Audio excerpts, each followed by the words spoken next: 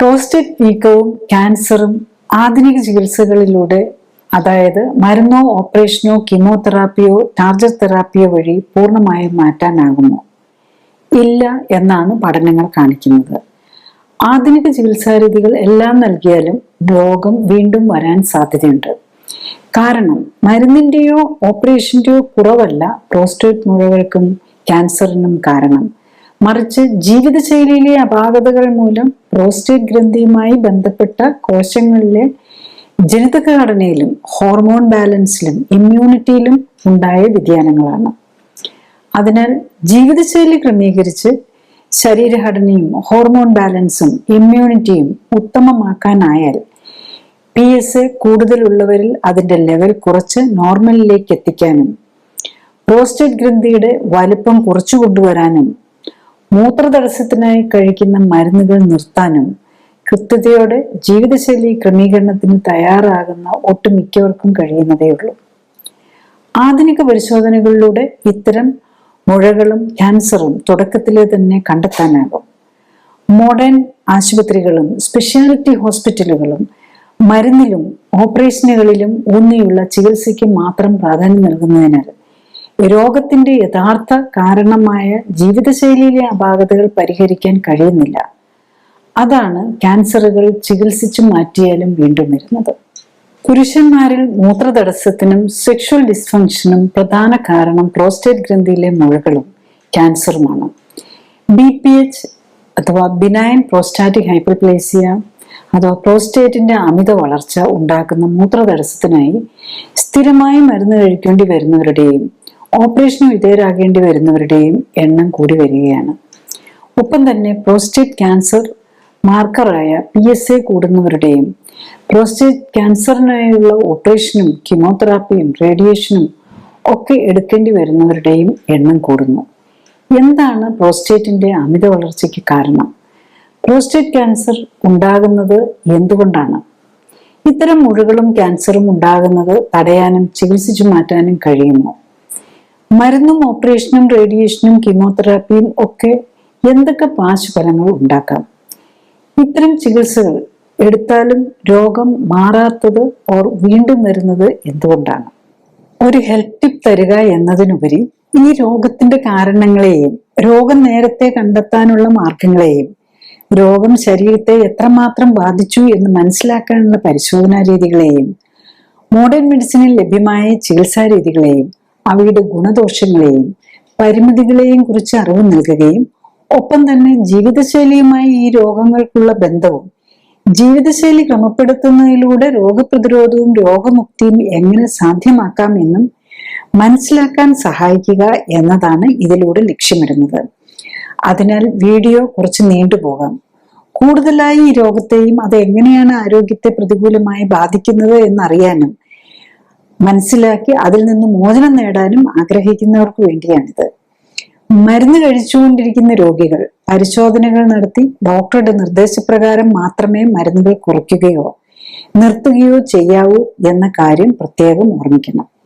പ്രോസ്റ്റേറ്റിന്റെ സംബന്ധമായിട്ടുള്ള ക്യാൻസറോ അല്ലെങ്കിൽ BPH prostate മുഴയോ ഒക്കെ വന്നു കഴിഞ്ഞാൽ അതിൽ നിന്ന് മോചനം നേടണമെങ്കിൽ ആദ്യമായിട്ട് നമ്മൾ അറിയേണ്ടത് ഒന്ന് പ്രോസ്റ്റേറ്റിനെ എങ്ങനെയാണ് ഉണ്ടാക്കിയിരിക്കുന്നത്, അതിന്റെ ഫങ്ഷൻസ് എന്തൊക്കെയാണ്, അതുപോലെ എന്തെങ്കിലും രോഗം വന്നാൽ ഈ അവയവത്തെ സംബന്ധിച്ചിടത്തോളം രോഗം വന്നാൽ അത് എങ്ങനെയാണ് ആദ്യമേ നേരത്തെ അറിയാൻ പറ്റുക, എന്ത് ടെസ്റ്റുകളാണ് നേരത്തെ ചെയ്തു നോക്കി അറിയാൻ പറ്റും. ഇതൊക്കെ നമ്മൾ അറിഞ്ഞിരിക്കേണ്ടത് എല്ലാവരും അവനവന്റെ ഹെൽത്ത് മെയിൻറ്റെയിൻ ചെയ്യാൻ മനസ്സിലാക്കേണ്ടതാണ്. അപ്പൊ പ്രോസ്റ്റേറ്റ് എന്ന് പറഞ്ഞാൽ പുരുഷന്മാരിൽ മാത്രമുള്ള ഒരു അവയവമാണ്.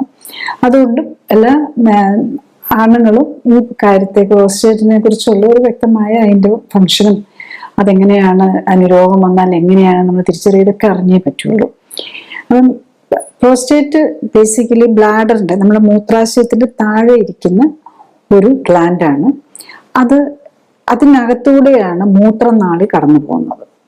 അതാണ് അതിന്റെ ഒരു പ്രത്യേകത. അതായത് നമ്മൾ ബ്ലാഡർ കഴിഞ്ഞ് കഴിഞ്ഞാൽ നേരെ അടിയിൽ പ്രോസ്റ്റേറ്റ് ആണ്. ആ പ്രോസ്റ്റേറ്റിനെ പെനിട്രേറ്റ് ചെയ്ത് അതിന്റെ ഉള്ളിൽ കൂടെയാണ് പോരുന്നത്. അപ്പം അതിനകത്തേക്ക് തന്നെയാണ് ടെസ്റ്റിസിൽ നിന്ന് വരുന്ന വാസ് ഡിഫറൻസ് എന്ന് പറയും. ടെസ്റ്റിസ് താഴെ ആണല്ലോ, ബ്ലാഡറിന് കുറച്ചുകൂടെ മുകളിലാണ്. ബേസിക്കലി ടെസ്റ്റിസ് ഉണ്ടാകുന്നത് ആദ്യം ഗർഭാശയത്തിൽ വെച്ചുണ്ടാകുമ്പോൾ ടെസ്റ്റിസ് വയറിനകത്താണ്, അതിന് താഴേക്ക് ഇറങ്ങിയതാണ്. അപ്പം ഈ ടെസ്റ്റിസിന് സെമനുമായിട്ട് സ്പേംസുമായിട്ട് വരുന്ന ട്യൂബ് വാസ് ഡിഫറൻസ് എന്ന് പറയും. അത് ഒരു സെമിനൽ വെസിക്കിൾ എന്ന് പറഞ്ഞ് വേറൊരു പ്രോസ്റ്റേറ്റ് പോലുള്ള വേറൊരു ഗ്രന്ഥിയുണ്ട്. അതിനകത്തും ചില ഫ്ലൂയിഡ്സ് ഒക്കെ ഈ സെമനും റിപ്രൊഡക്ഷനുമായിട്ട് ബന്ധപ്പെട്ടതാണ്.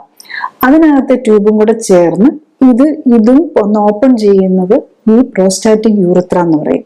അതായത് ആദ്യത്തെ 1/3 ഓഫ് ദ മൂത്ര നാളിക്ക് പറയുന്നത് പ്രോസ്റ്റാറ്റിക് യൂറിത്ര എന്നാണ്. അപ്പൊ അതിലേക്കകത്ത് ഈ പ്രശ്നങ്ങളിൽ നിന്ന് വരുന്ന വാസ് ഡിഫറൻസ് ഓപ്പൺ ചെയ്യുന്നുണ്ട്, അതുപോലെ തന്നെ മൂത്രനാളി ഇതിലേക്ക് അത് കൂടെയാണ് പാസ് ചെയ്ത് പോകുന്നത്. അത് കഴിഞ്ഞിട്ടാണ് പിന്നെ പെനൈൽ യൂറിത്ര വരുന്നത്, യൂറിൻ അതിലേക്ക് പുറത്തേക്ക് പോകുന്നു. അപ്പം നമ്മൾ ഈ പ്രോസ്റ്റേറ്റിന്റെ ഒരു പ്രത്യേകത എന്താണെന്ന് വെച്ചാൽ ഇതിന് 2 ഫങ്ഷൻസ് ആണ്. ഒന്ന് മൂത്രനാളിയായിട്ട് മൂത്രം പുറത്തു പോകാനുള്ള ഒരു എക്സിറ്റ് പോയിന്റ് ആയിട്ടാണ് അത് വർക്ക് ചെയ്യുന്നത്, അല്ലെങ്കിൽ അതിന്റെ ട്യൂബാണ്. നെക്സ്റ്റ് ഇത് ഇജാക്കുലേറ്ററി ഡക്റ്റ് ആണ്. അതായത് നമ്മളുടെ ഈ പുരുഷന്മാരിലെ റീപ്രൊഡക്ഷനുമായിട്ട് ബന്ധപ്പെട്ട് ലൈംഗികതയായിട്ട് ബന്ധപ്പെട്ട് ഫങ്ഷൻസും അതിനുണ്ട്. അതിൽ കൂടെ അപ്പം യൂറിൻ ഇത് സെക്ഷൽ ഫങ്ഷൻ സമയത്ത് ബ്ലാഡറിൽ നിന്ന് യൂറിൻ വരാൻ പാടില്ല, അതുപോലെ യൂറിൻ പാസ് ചെയ്യുമ്പം മറ്റേതുമായിട്ട് മിക്സ് ചെയ്യാൻ പാടില്ല. അങ്ങനെ അപ്പം ഇത് ബേസിക്കലി ഒരു 2-way സ്വിച്ച് പോലെയാണ് ഇത് വർക്ക് ചെയ്യുന്നത്. അപ്പൊ അവിടെയാണ് ആ ഒരു മെക്കാനിസം. അതുകൊണ്ട് തന്നെയാണ് പ്രോസ്റ്റേറ്റുമായിട്ടുള്ള എന്ത് പ്രോബ്ലംസ് വന്നു കഴിഞ്ഞു കഴിഞ്ഞാലും യൂഷ്വലി മൂത്രം ഒഴിക്കാനുള്ള തടസ്സങ്ങളും അല്ലെങ്കിൽ സെക്ഷൽ ഡിസ്ഫങ്ഷനുമായിട്ടായിരിക്കും വരുന്നത്. നെക്സ്റ്റ് പ്രോസ്റ്റേറ്റിന് ഉണ്ടാകാവുന്ന രോഗങ്ങൾ എന്തൊക്കെയാണെന്നാണ്. നമ്മൾ ഏറ്റവും കൂടുതലായിട്ട് കാണുന്ന BPH അല്ലെങ്കിൽ ബിനൈൻ പ്രോസ്റ്റാറ്റിക് ഹൈപ്പർപ്ലേസിയ എന്ന് പറയും. അതൊരു മുഴയാണ്. അതായത് പ്രോസ്റ്റേറ്റ് ഒരു ഗ്രന്ഥിയാണല്ലോ, ആ ഗ്രന്ഥി കുറച്ച് ഓവറായിട്ട് വളരുന്നു. അപ്പൊ അതാണ് അതിനകത്ത്. അപ്പൊ അത് ക്യാൻസറിന്റെ ലക്ഷണമൊന്നുമില്ല, പക്ഷെ വളർച്ച കൂടുവാണ്. അപ്പൊ ഈ മൂത്ര സംബന്ധമായ മൂത്രനാളിയെ ചുരുക്കമൊക്കെ ചെയ്യുക, അല്ലെങ്കിൽ അത് പ്രസ് ചെയ്ത് അടയ്ക്കുകയൊക്കെ ചെയ്യുമ്പോൾ അത് മൂത്ര സംബന്ധമായ പ്രശ്നങ്ങൾ ഉണ്ടാക്കുക, അല്ലെങ്കിൽ സെക്ഷൽ ഡിസ്ഫങ്ഷൻ ഉണ്ടാക്കുക എന്നുള്ളതാണ് അതിൻ്റെ ഒരു പ്രോബ്ലം വരുന്നത്. പിന്നെ അടുത്തത് ക്യാൻസറാണ്, പ്രോസ്റ്റേറ്റിന്റെ ക്യാൻസർ. അത് പുരുഷന്മാരെ സംബന്ധിച്ചിടത്തോളം സെക്കൻഡ് മോസ്റ്റ് കോമൺ ക്യാൻസർ ആയിട്ടാണ് വരുന്നത്. പിന്നെ ഉള്ളത് ഇൻഫ്ലമേറ്ററി രോഗങ്ങൾ പലതും ഇതിൽ വരാം, ഇൻഫെക്ഷൻസും വരാം. അപ്പോൾ പലപ്പോഴും ഇൻഫെക്ഷൻ, പ്രത്യേകിച്ച് സെക്ഷലി ട്രാൻസ്മിറ്റഡ് ഡിസീസസും അങ്ങനെയൊക്കെ ഉള്ളതിൽ ഇത് വരാനുള്ള പ്രോസ്റ്റേറ്റിനെ എഫക്റ്റ് ചെയ്യാനുള്ള ചാൻസ് കൂടുതലാണ്. നെക്സ്റ്റ്, എങ്ങനെയുള്ളവരിലാണ് ഈ പ്രോസ്റ്റേറ്റ് സംബന്ധമായിട്ടുള്ള കാര്യങ്ങൾ അസുഖങ്ങൾ വരുന്നത്? പ്രത്യേകിച്ച് ഈ പ്രിഡിസ്പോസിങ് ഫാക്ടേഴ്സ് എന്ന് പറയും. അതിൽ ഒന്ന് ജെനറ്റിക്സ് ഉണ്ട്, പിന്നെ എൻവിറോൺമെന്റൽ ഫാക്ടേഴ്സ്, അതായത് നമ്മുടെ ജീവിതശൈലി. ജെനറ്റിക്സ് എന്ന് പറയുമ്പം അച്ഛന് പ്രോസ്റ്റേറ്റ് സംബന്ധമായ ക്യാൻസറോ അല്ലെ ബിനൈൻ പ്രോസ്റ്റാറ്റിക് ഹൈപ്പർപ്ലേസിയയ്ക്ക് വേണ്ടിയിട്ടൊക്കെ ഓപ്പറേഷനൊക്കെ ചെയ്തിട്ട് വന്നിട്ടുള്ളവർക്ക് ചാൻസ് കൂടുതലായിരിക്കും പുരുഷന്മാരിൽ. അങ്ങനെയുള്ള പുരുഷന്മാരിൽ ചാൻസ് കൂടുതലായിരിക്കും. അതുപോലെ തന്നെ നെക്സ്റ്റ് അഫക്റ്റ് ചെയ്യുന്നത് എന്താണെന്ന് ചോദിച്ചാൽ നമ്മൾ ജീവിക്കുന്ന സാഹചര്യങ്ങളാണ്. ഇതിന് ജീവിതശൈലിയായിട്ടും കൂടി ബന്ധമുണ്ട്. അപ്പോൾ നമ്മൾ കൂടുതൽ ഒരു ടോക്സിക് എൻവിറോൺമെന്റ് ആണ്, അല്ലെങ്കിൽ ഓവർ വെയിറ്റ് ഉണ്ട്, സെഡൻഡറി ലൈഫ് ഹാബിറ്റ് ആണ്, ഇതൊക്കെ ഉള്ളവരിൽ ഇത് കൂടുതലായിരിക്കും. അപ്പം യൂഷ്വലി ഇങ്ങനെ സെഡൻഡറി ജീവിതശൈലിയും ഹൈ കാലറി ഫുഡും വരുമ്പോൾ ഉണ്ടാകുന്ന രോഗമാണ് ഈ മെറ്റബോളിക് സിൻഡ്രോം അല്ലെങ്കിൽ സിൻഡ്രോം എക്സ് എന്ന് പറയുന്നത്. അതിനകത്ത് ഒബേസിറ്റി, ഡയബറ്റീസ്, ഹൈപ്പർ ടെൻഷൻ, ഡിസ്ലൈപ്പിഡിയം, അതായത് കൊളസ്ട്രോൾ, ട്രൈഗ്ലിസറൈഡും ഒക്കെ കൂടുന്നു. ഇതിനെയാണ് നമ്മൾ മെറ്റബോളിക് സിൻഡ്രോം എന്ന് പറയുന്നത്. അത് ഉള്ളത്, അതായത് പ്രഷറും ഷുഗറും ഒബേസിറ്റിയും ഒക്കെ ഉള്ളവർക്ക് ഇത് വരാൻ ചാൻസ് കൂടുതലായിരിക്കും. അതാണ് വേറൊരു പ്രത്യേകത. പിന്നെ ഡയബറ്റീസ് വരുമ്പോഴേക്കും പിന്നെ ഗ്ലൂക്കോസും കൂടി കൂടുമല്ലേ. ഗ്ലൂക്കോസ് ക്യാൻസർ സെല്ലിനും ഇൻഫെക്റ്റഡ് സെല്ലിനും ഒക്കെ, അതായത് ബാക്ടീരിയയ്ക്കും ഒക്കെ വളരാനുള്ള ഏറ്റവും നല്ലൊരു മീഡിയമാണ്. അതുകൊണ്ട് തന്നെ അൺകൺട്രോൾഡ് ഡയബറ്റീസ് ഉള്ളവർക്കും ഇതിന് ചാൻസ് കൂടുതലായിരിക്കും. പ്രോസ്റ്റേറ്റ് സംബന്ധമായുള്ള ഇൻഫെക്ഷൻസ് സിമ്പിളാണ്, നമുക്ക് ആന്റിബയോട്ടിക്സ് വെച്ച് ട്രീറ്റ് ചെയ്യാന്നുള്ളതാണ്. പക്ഷെ ഏറ്റവും പ്രോബ്ലം ആയിട്ട് വരുന്നത് BPH, അതായത് ബിനൈൻ പ്രോസ്റ്റേറ്റിക് ഹൈപ്പർപ്ലേസിയും അതുപോലെ തന്നെ ക്യാൻസറുമാണ്. അപ്പൊ ആ 2 കാര്യത്തെക്കുറിച്ചാണ് നമ്മൾ കൂടുതലായിട്ട് ഡീറ്റെയിൽ ആയിട്ട് ഡിസ്കസ് ചെയ്യുന്നത്. ഈ ബിനൈൻ പ്രോസ്റ്റേറ്റിക് ഹൈപ്പർപ്ലേസിയ എന്ന് പറഞ്ഞു കഴിഞ്ഞാൽ ഏകദേശം 50% പുരുഷന്മാരിൽ, 50 വയസ്സിന് മുകളിലുള്ള 50% പുരുഷന്മാരിലും ഉണ്ടാവുന്ന, ഒരു 80 വയസ്സ് കഴിഞ്ഞ ഒരു 90% പേരിലും ഉണ്ടാവുന്ന എന്നാണ് കാണുന്നത്. നെക്സ്റ്റ് അതിന്റെ സിംറ്റംസ് എന്തായിരിക്കും എന്ന് ചോദിച്ചു കഴിഞ്ഞാൽ എപ്പോഴും യൂറിൻ പാസ് ചെയ്യാൻ തോന്നുക, പിന്നെ യൂറിൻ പിടിച്ചു നിർത്താനായിട്ട് ബുദ്ധിമുട്ട് തോന്നുക, പെട്ടെന്ന് ചിലപ്പം യൂറിനേറ്റ് ചെയ്ത് പോകുന്ന പോലെ തോന്നുക, പിന്നെ അതിന്റെ ഫ്ലോ കുറയുക. അപ്പൊ നമ്മൾ ഇരുന്ന് അല്ലെങ്കിൽ പാസ് ചെയ്യണമെന്ന് വെച്ച് കഴിഞ്ഞ് കഴിഞ്ഞാൽ ഒരു ഹെസിറ്റൻസി എന്ന് പറയും, വരാതിരിക്കുക, കുറച്ചു നേരം കഴിഞ്ഞാലേ വരുമോ യൂറിൻ വരുവുള്ളൂ. പിന്നെ കംപ്ലീറ്റ് ആയിട്ട് പാസ് ചെയ്യാൻ പറ്റാതെ വരും, മിച്ചം അവിടെ കിടക്കും. പിന്നെ ചിലപ്പോൾ നമുക്ക് പാസ് ചെയ്യാനേ പറ്റാതെ റിറ്റൻഷൻ പോലെ വരും, അത്രയും തടസ്സം പോലെ കംപ്ലീറ്റ് തടസ്സമായി പോകാം. അത് യൂഷ്വലി ഇങ്ങനെ യൂറിൻ കെട്ടി നിന്നിട്ട് പിന്നെ ഇൻഫെക്ഷനും കൂടെയൊക്കെ വന്നു കഴിയുമ്പോഴാണ് മൂത്ര തടസ്സമായിട്ട് മാറുന്നത്. പിന്നെ തന്നെ അറിയാതെ പോകുന്ന ഒരു സിറ്റുവേഷൻ വരാം. ഇതൊക്കെ ഈ സിറ്റുവേഷൻസ് എല്ലാം ചിലപ്പോൾ നമ്മൾ ഓപ്പറേറ്റ് ചെയ്ത് കഴിയുമ്പോൾ ഇതെല്ലാം നമ്മൾ തടസ്സമൊക്കത്തിന് വേണ്ടി ഓപ്പറേഷൻ ചെയ്യുന്നവർക്ക് തന്നെ ഇത് വീണ്ടും ഈ പ്രശ്നങ്ങളെല്ലാം വരുമെന്നുള്ളതാണ്. അതാണ് എൻ്റെ ഒരു വേറൊരു പ്രത്യേകത. ഇത് മാറ്റാൻ നോക്കുമ്പോഴും ചിലപ്പം ഈ ട്രിപ്പിങ്ങും അങ്ങനത്തെ കാര്യങ്ങളൊക്കെ വരാം. നെക്സ്റ്റ് ഇതിന്റെ കോംപ്ലിക്കേഷൻസ്, ഇങ്ങനെ ഈ പ്രോസ്റ്റേറ്റ് പ്രോബ്ലം മഴ വന്നു, അതുകൊണ്ട് എന്താ പ്രശ്നം എന്ന് ചോദിച്ചു കഴിഞ്ഞാൽ ഏറ്റവും പ്രധാനം ഈ മൂത്ര തടസ്സം വന്നിട്ട് അവിടെ ഈ യൂറിൻ കെട്ടിക്കിടക്കും, റെസിഡ്യൂവൽ യൂറിൻ എന്ന് പറയും. പാസ് ചെയ്ത് കഴിഞ്ഞാലും കംപ്ലീറ്റ് പോവുകയില്ല.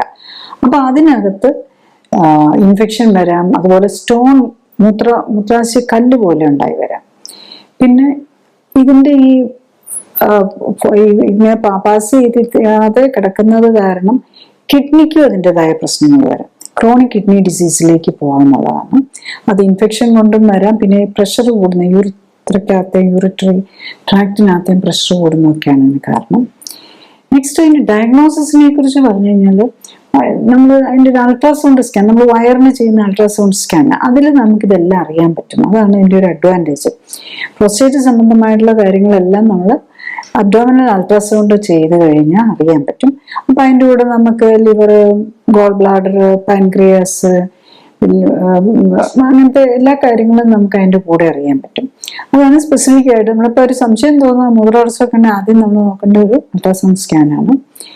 അതുപോലെ തന്നെ ഇതിന് സ്പെസിഫിക് ആയിട്ടൊരു ടെസ്റ്റ് നോക്കുക എന്ന് പറഞ്ഞാൽ ടെസ്റ്റോസ്റ്ററോണും DHT, ഡൈഹൈഡ്രോ ടെസ്റ്റോസ്റ്ററോൺ. അത് നമ്മൾ ഈ പ്രോസ്റ്റേറ്റ് എന്ന് പറയുന്നത് മെയിൽ ഹോർമോണിനെ ഡിപ്പെൻഡ് ചെയ്താണ് അതിൻ്റെ വളർച്ചയും എല്ലാം വരുന്നത്. അപ്പൊ ഈ മെയിൽ ഹോർമോൺസിന്റെ കൂടുതലും വരാം. അതിന്റെ ചിലർക്ക് എല്ലാവർക്കും കൂടുതൽ വരണമെന്ന് നിർബന്ധമൊന്നുമില്ല. ഈ ചിലർക്കൊക്കെ ഒബേസിറ്റി ഒക്കെ ഉള്ളവർക്ക് ചിലപ്പോൾ മെയിൽ ഹോർമോൺ കുറവായിരിക്കും, പക്ഷെ ഇത് വരാം. ടെസ്റ്റോസ്റ്ററോൺ നോക്കുമ്പോൾ കുറവായിരിക്കും.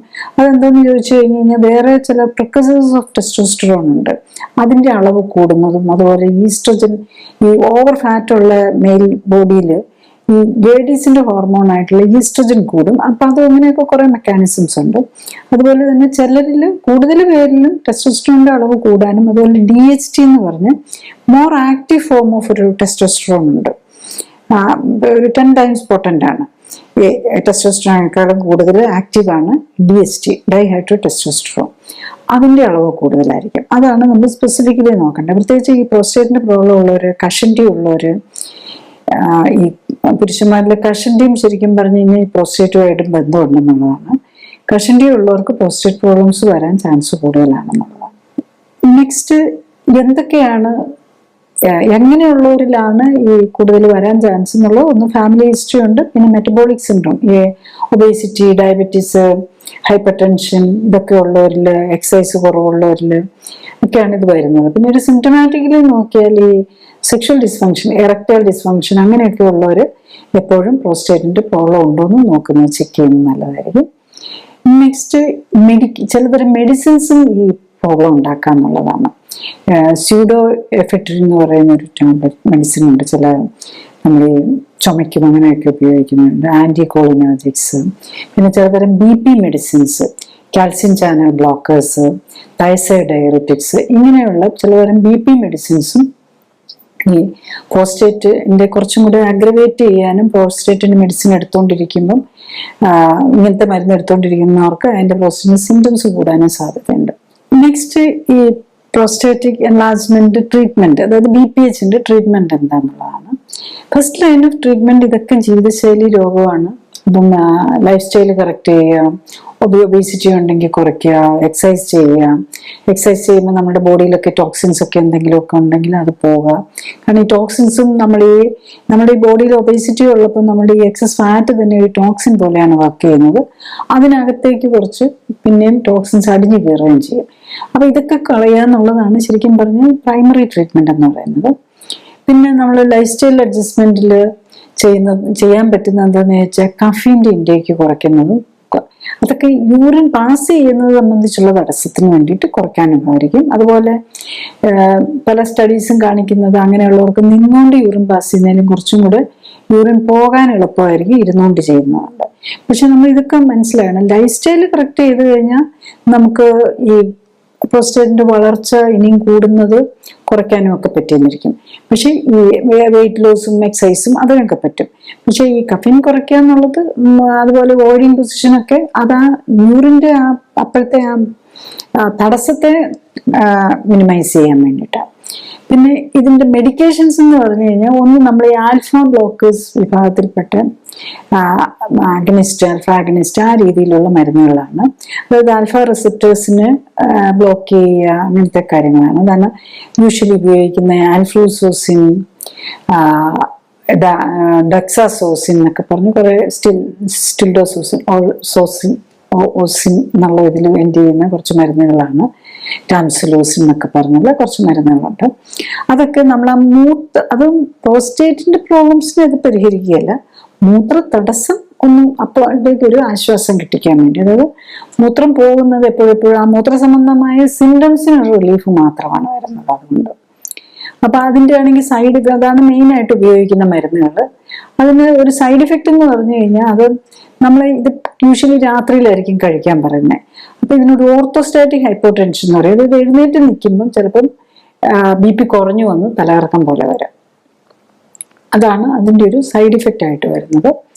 അപ്പൊ അതില് പിന്നെ ഒരു ഇജാക്കുലേറ്ററി ചേഞ്ചസ്, അതായത് സെക്ഷുവൽ ഡിസ്ഫങ്ഷൻസ് പോലെയുള്ള ഈ മരുന്നുകൊണ്ടും കൂടെ വരാം എന്നുള്ളതാണ്. ഇറക്ടൈൽ ഡിസ്ഫങ്ഷന്, തലവേദന വരാം ചിലർക്ക്, ഇനി മൂക്കടുപ്പ് പോലെ വരാം. ഓൾറെഡി അലർജി മൂക്കടുപ്പൊക്കെ ഉള്ളവർ ഈ മരുന്നുകളും കൂടി ഉപയോഗിച്ച് കഴിഞ്ഞ് കഴിഞ്ഞാൽ പ്രോബ്ലം വരാം. അതുപോലെ പ്രഷറിന് വേണ്ടിയിട്ട് ഓൾറെഡി മരുന്ന് കഴിച്ചുകൊണ്ടിരിക്കുന്നവരാണ്ട് ഇതും കൂടെ കഴിക്കുമ്പം പ്രഷർ കുറഞ്ഞു പോയിട്ടുള്ള ഈ ഓർത്തോസ്റ്റാറ്റിക് ഹൈപ്പർടെൻഷൻ വന്ന് ഒന്ന് തലകറക്കം വരാം, അതുപോലെ ക്ഷീണം പോലെ വരാനുള്ള സാധ്യതയും കൂടെ അല്ല. അപ്പൊ അതാണ് ഈ ടൈപ്പ് മരുന്നിന്റെ. പിന്നെ ഒരു മേജർ ആയിട്ടുള്ള മരുന്ന് ഉപയോഗിക്കുന്ന 5-ആൽഫ റിഡക്ടേസ് ഇൻഹിബിറ്റേഴ്സ് എന്ന് പറഞ്ഞ ഗ്രൂപ്പിലുള്ളതാണ്.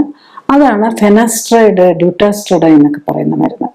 അപ്പൊ ഈ രണ്ട് മരുന്നുകളുടെ അത് ശരിക്കും പറഞ്ഞു കഴിഞ്ഞാൽ ആക്ട് ചെയ്യുന്ന ആന്റി ടെസ്റ്റോസ്ട്രോൺ ആണ്. ഈ ടെസ്റ്റോസ്ട്രോണിനെ ഡൈഹൈഡ്രോ ടെസ്റ്റോസ്ട്രോൺ ആക്കുന്നത്, അതിന്റെ കൂടിയ ഫോമിലേക്ക് മാറ്റുന്ന ഇതിന് വേണ്ട ഒരു എൻസൈമാണ് ഈ 5-ആൽഫ റിഡക്ടേസ് ഗ്രൂപ്പിലുള്ള. അപ്പൊ അതിനെ ബ്ലോക്ക് ചെയ്ത് ടെസ്റ്റോസ്ട്രോണിനെ DHT ആക്കാതെ നിർത്തുക എന്നുള്ളതാണ്. അപ്പൊ അതാണ് ആ മരുന്നിന്റെ ഇതിൽ വരുന്നത്. അപ്പൊ അതിന്റെ ഒരു പ്രോബ്ലം എന്താണെന്ന് ചോദിച്ചു കഴിഞ്ഞാല്, അതും സെക്ഷൽ ഡിസ്ഫങ്ഷൻ ഉണ്ടാക്കാം.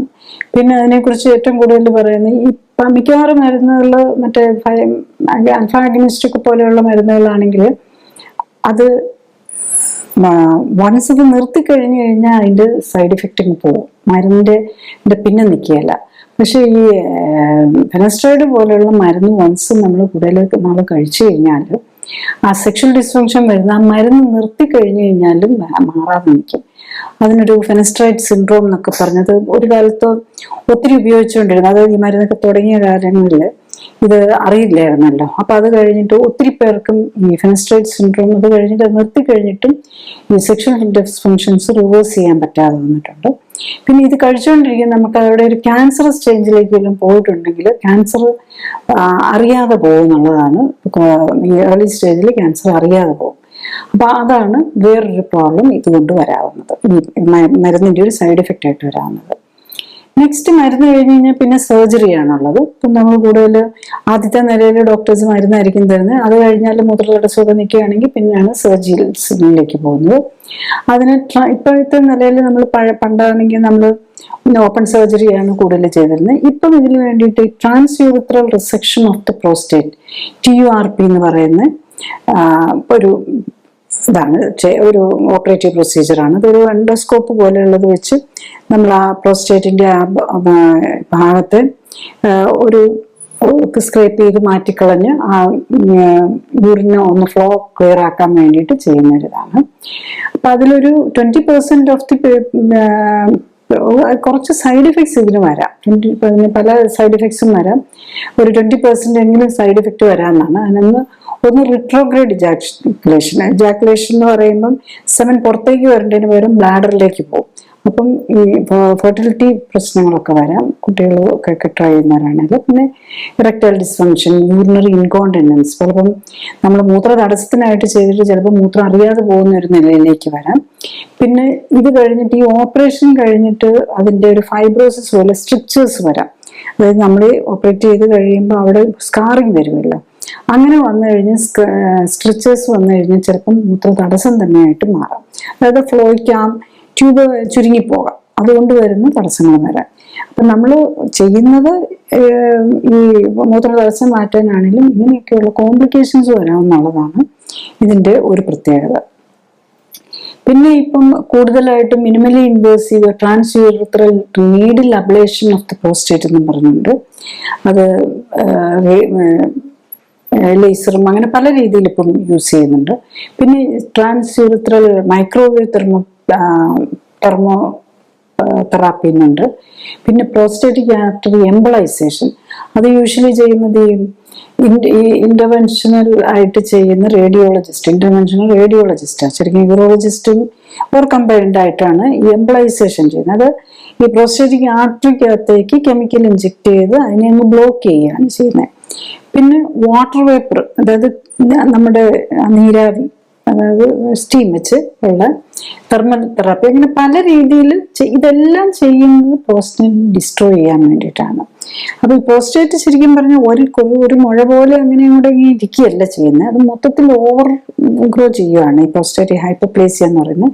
ചിലപ്പോൾ അതിന്റെ ഏതൊരു ലോബോ അല്ലെ ഏതൊരു ഭാഗമൊക്കെ ആയിരിക്കും. അപ്പൊ അവിടുത്തെ ഒക്കെയാണ് ഇത് നോക്കുന്നത്. പക്ഷെ എന്നാലും നമുക്ക് അത്ര ഒരു പെർഫെക്റ്റ് ആയിട്ട് ഒരു മുഴ ഇങ്ങനെ എടുത്തു കളയുന്നത് പോലെ, ഇപ്പൊ നമ്മളൊരു കയ്യിലൊക്കെ ഒരു മുഴ അല്ലെ സ്കിന്നിനടിയിൽ ഒരു മുഴ വരുമ്പോൾ അതിന് മാത്രം എടുത്തു കളയാലോ, അതുപോലെ അത്ര സിമ്പിൾ അല്ല ഈ സർജറി. അതുകൊണ്ട് തന്നെ അതൊരു കോംപ്ലിക്കേറ്റഡ് ഏരിയ ആയതുകൊണ്ട് ബേസിക്കലി മെയിൻലി വരുന്ന കോംപ്ലിക്കേഷൻ വരാവുന്ന എല്ലാം മൂത്ര സംബന്ധമായിട്ടുള്ളത് അല്ലെങ്കിൽ സെക്ഷൽ ഡിസ്ഫങ്ഷനും ആയിരിക്കും. ഇതിന്റെ എല്ലാം രോഗത്തിന്റെ കോംപ്ലിക്കേഷൻ സിംറ്റംസും അതായിരിക്കും, സൈഡ് ഇഫക്ട്സ് വരുന്നത് അതിൽ തന്നെയായിരിക്കും എന്നുള്ളതാണ്.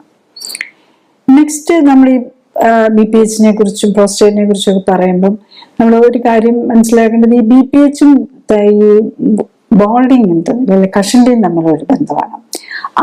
അതുപോലെ തന്നെ ഇപ്പോഴത്തെ ലേറ്റസ്റ്റ് സ്റ്റഡീസ് കാണിക്കുന്ന ലേഡീസിൽ വരുന്ന PCOS എന്ന് പറയുമല്ലോ, ഈ മെൻസ്ട്രൽ ഇറഗുലാരിറ്റിയും ഹെയർ ഗ്രോത്ത് കൂടുതൽ വരിക, അതുപോലെ അതായത് മുഖത്തും മുഖത്തും ഉള്ള ഭാഗങ്ങളിലൊക്കെ ചിന്നിലും ഒക്കെ ഹെയർ കൂടുതൽ ഗ്രോ ചെയ്യുക, ലേഡീസിനും ഹെയർ ഫോൾ വരിക, ബോൾഡിങ് പോലെ വരിക, ഇതൊരു PCOS എന്ന് പറയും. അപ്പം ഈ ലേഡീസിൽ വരുന്ന ഈ PCOS-ഉം ജെൻസിൽ വരുന്ന കഷണ്ടിയും BPH അതിന്റെ ഈക്വലന്റ് ആണെന്നാണ് പറയുന്നത്. അതായത് നമുക്ക് അമ്മയ്ക്ക് ഇപ്പം നമ്മളെ നേരത്തെ അച്ഛന് പ്രോസ്റ്റേറ്റിന്റെ പ്രോബ്ലംസ് ഉള്ള മക്കൾക്ക് വരാമെന്ന, അപ്പൊ അതുപോലെ തന്നെ അമ്മയ്ക്ക് PCOD അല്ലെങ്കിൽ ഫാമിലിയിൽ കസിൻസിന് സിസ്റ്റേഴ്സിനൊക്കെ PCOD ഉണ്ടെങ്കിൽ അങ്ങനെയുള്ളവർക്ക് അങ്ങനെയുള്ള പുരുഷന്മാരിൽ അവർക്ക് അതിന്റെ ഇതായിട്ട് വരുന്നത് ബോൾഡിങ്ങും BPH-ഉം ആയിരിക്കും വരാൻ സാധ്യതയുണ്ടെന്നുള്ളതാണ്. അതുപോലെ തന്നെ നമ്മൾ പലപ്പോഴും ഈ ട്രീറ്റ്മെന്റ് വേണ്ടിയിട്ട് എടുക്കുന്ന ഈ ഫെനസ്ട്രൈഡ് എന്ന് പറഞ്ഞാൽ ആൽഫ റിഡക്ടേഴ്സ് എന്ന് പറഞ്ഞ മരുന്നുണ്ടല്ലോ, അതാണെങ്കിലും ഈ ലേഡീസിലും കഷണ്ടിക്ക് വേണ്ടിയിട്ട് ഉപയോഗിക്കാറുണ്ട്. അതുപോലെ തന്നെ ജെൻസിലും ഈ കഷണ്ടിക്ക് വേണ്ടിയിട്ട് ഉപയോഗിക്കുന്ന മരുന്നാണുള്ളത്. അതായത് പ്രോസ്റ്റേറ്റിന് കൊടുക്കുന്ന ഈ ഫെനസ്ട്രൈഡ്, ഡ്യൂട്രാസ്ട്രോയിഡ് ഒക്കെ തന്നെ ലേഡീസിലെ ഈ പ്രത്യേകിച്ച് ഈ കഷണ്ടി പോലെ അല്ലെങ്കിൽ ഹെയർ ഗ്രോത്തിന് ഹെർസ്യൂട്ടിസത്തിന് വേണ്ടിയിട്ട് ഉപയോഗിക്കാം. കാരണം അത് ആന്റി ടെസ്റ്റോസ്റ്ററോൺ ആണ്, ഇതിന്റെ രണ്ടിലും അതാണ് വരുന്നത്. അപ്പം കോമൺ മെഡിസിൻ ആണ് ഈവൻ പുരുഷന്മാരിലെ കഷണ്ടിക്കും BPH-നും ഒരേ മരുന്ന് തന്നെ ഉപയോഗിക്കുന്നു. അതുപോലെ തന്നെ ലേഡീസിലെ ഓവർ ഹെയർ ഗ്രോത്തിനും ബോൾഡിങ്ങിനും സെയിം മരുന്ന് തന്നെ ഉപയോഗിക്കുന്നു. അപ്പൊ ഇതിന്റെ ഒരു മെയിൻ നേരത്തെ ഞാൻ പറഞ്ഞു ഇതിന്റെ കോംപ്ലിക്കേഷനെ കുറിച്ച്. അപ്പൊ ഇതിലും basically sexual dysfunction, depression, breast engorgement, ഇതൊക്കെയാണ് ഇതിൻ്റെ വരാവുന്ന, അതുപോലെ പ്രോസ്റ്റേറ്റ് ക്യാൻസർ മാസ്ക് ചെയ്യുക, ഈ പോസ്റ്റ് ഫ്രെനസ്ട്രേറ്റ് സിൻഡ്രോം എന്ന് പറയുന്ന സെക്ഷൽ ഡിസ്ഫങ്ഷൻ, ഇതൊക്കെയാണ് ഈ മരുന്നിൻ്റെ സൈഡ് ഇഫക്റ്റ്. അപ്പം നമ്മൾ കഷണ്ടിക്ക് വേണ്ടിയിട്ട് ഈ മരുന്ന് കഴിക്കുന്നവരും അതുപോലെ പ്രോസ്റ്റേറ്റിന് വേണ്ടിയിട്ട് കഴിക്കുന്നവരും ഇതും കൂടെ മനസ്സിലാക്കുക എന്നുള്ളതാണ്. അപ്പം നമ്മൾ എന്ത് മരുന്ന് കഴിക്കുമ്പോഴും അതിൻ്റെ സൈഡ് എഫക്ട്സും കൂടെ മനസ്സിലാക്കിയിട്ട് മാത്രമേ നമ്മളൊരു മരുന്ന് കഴിക്കാൻ പാടുള്ളൂ.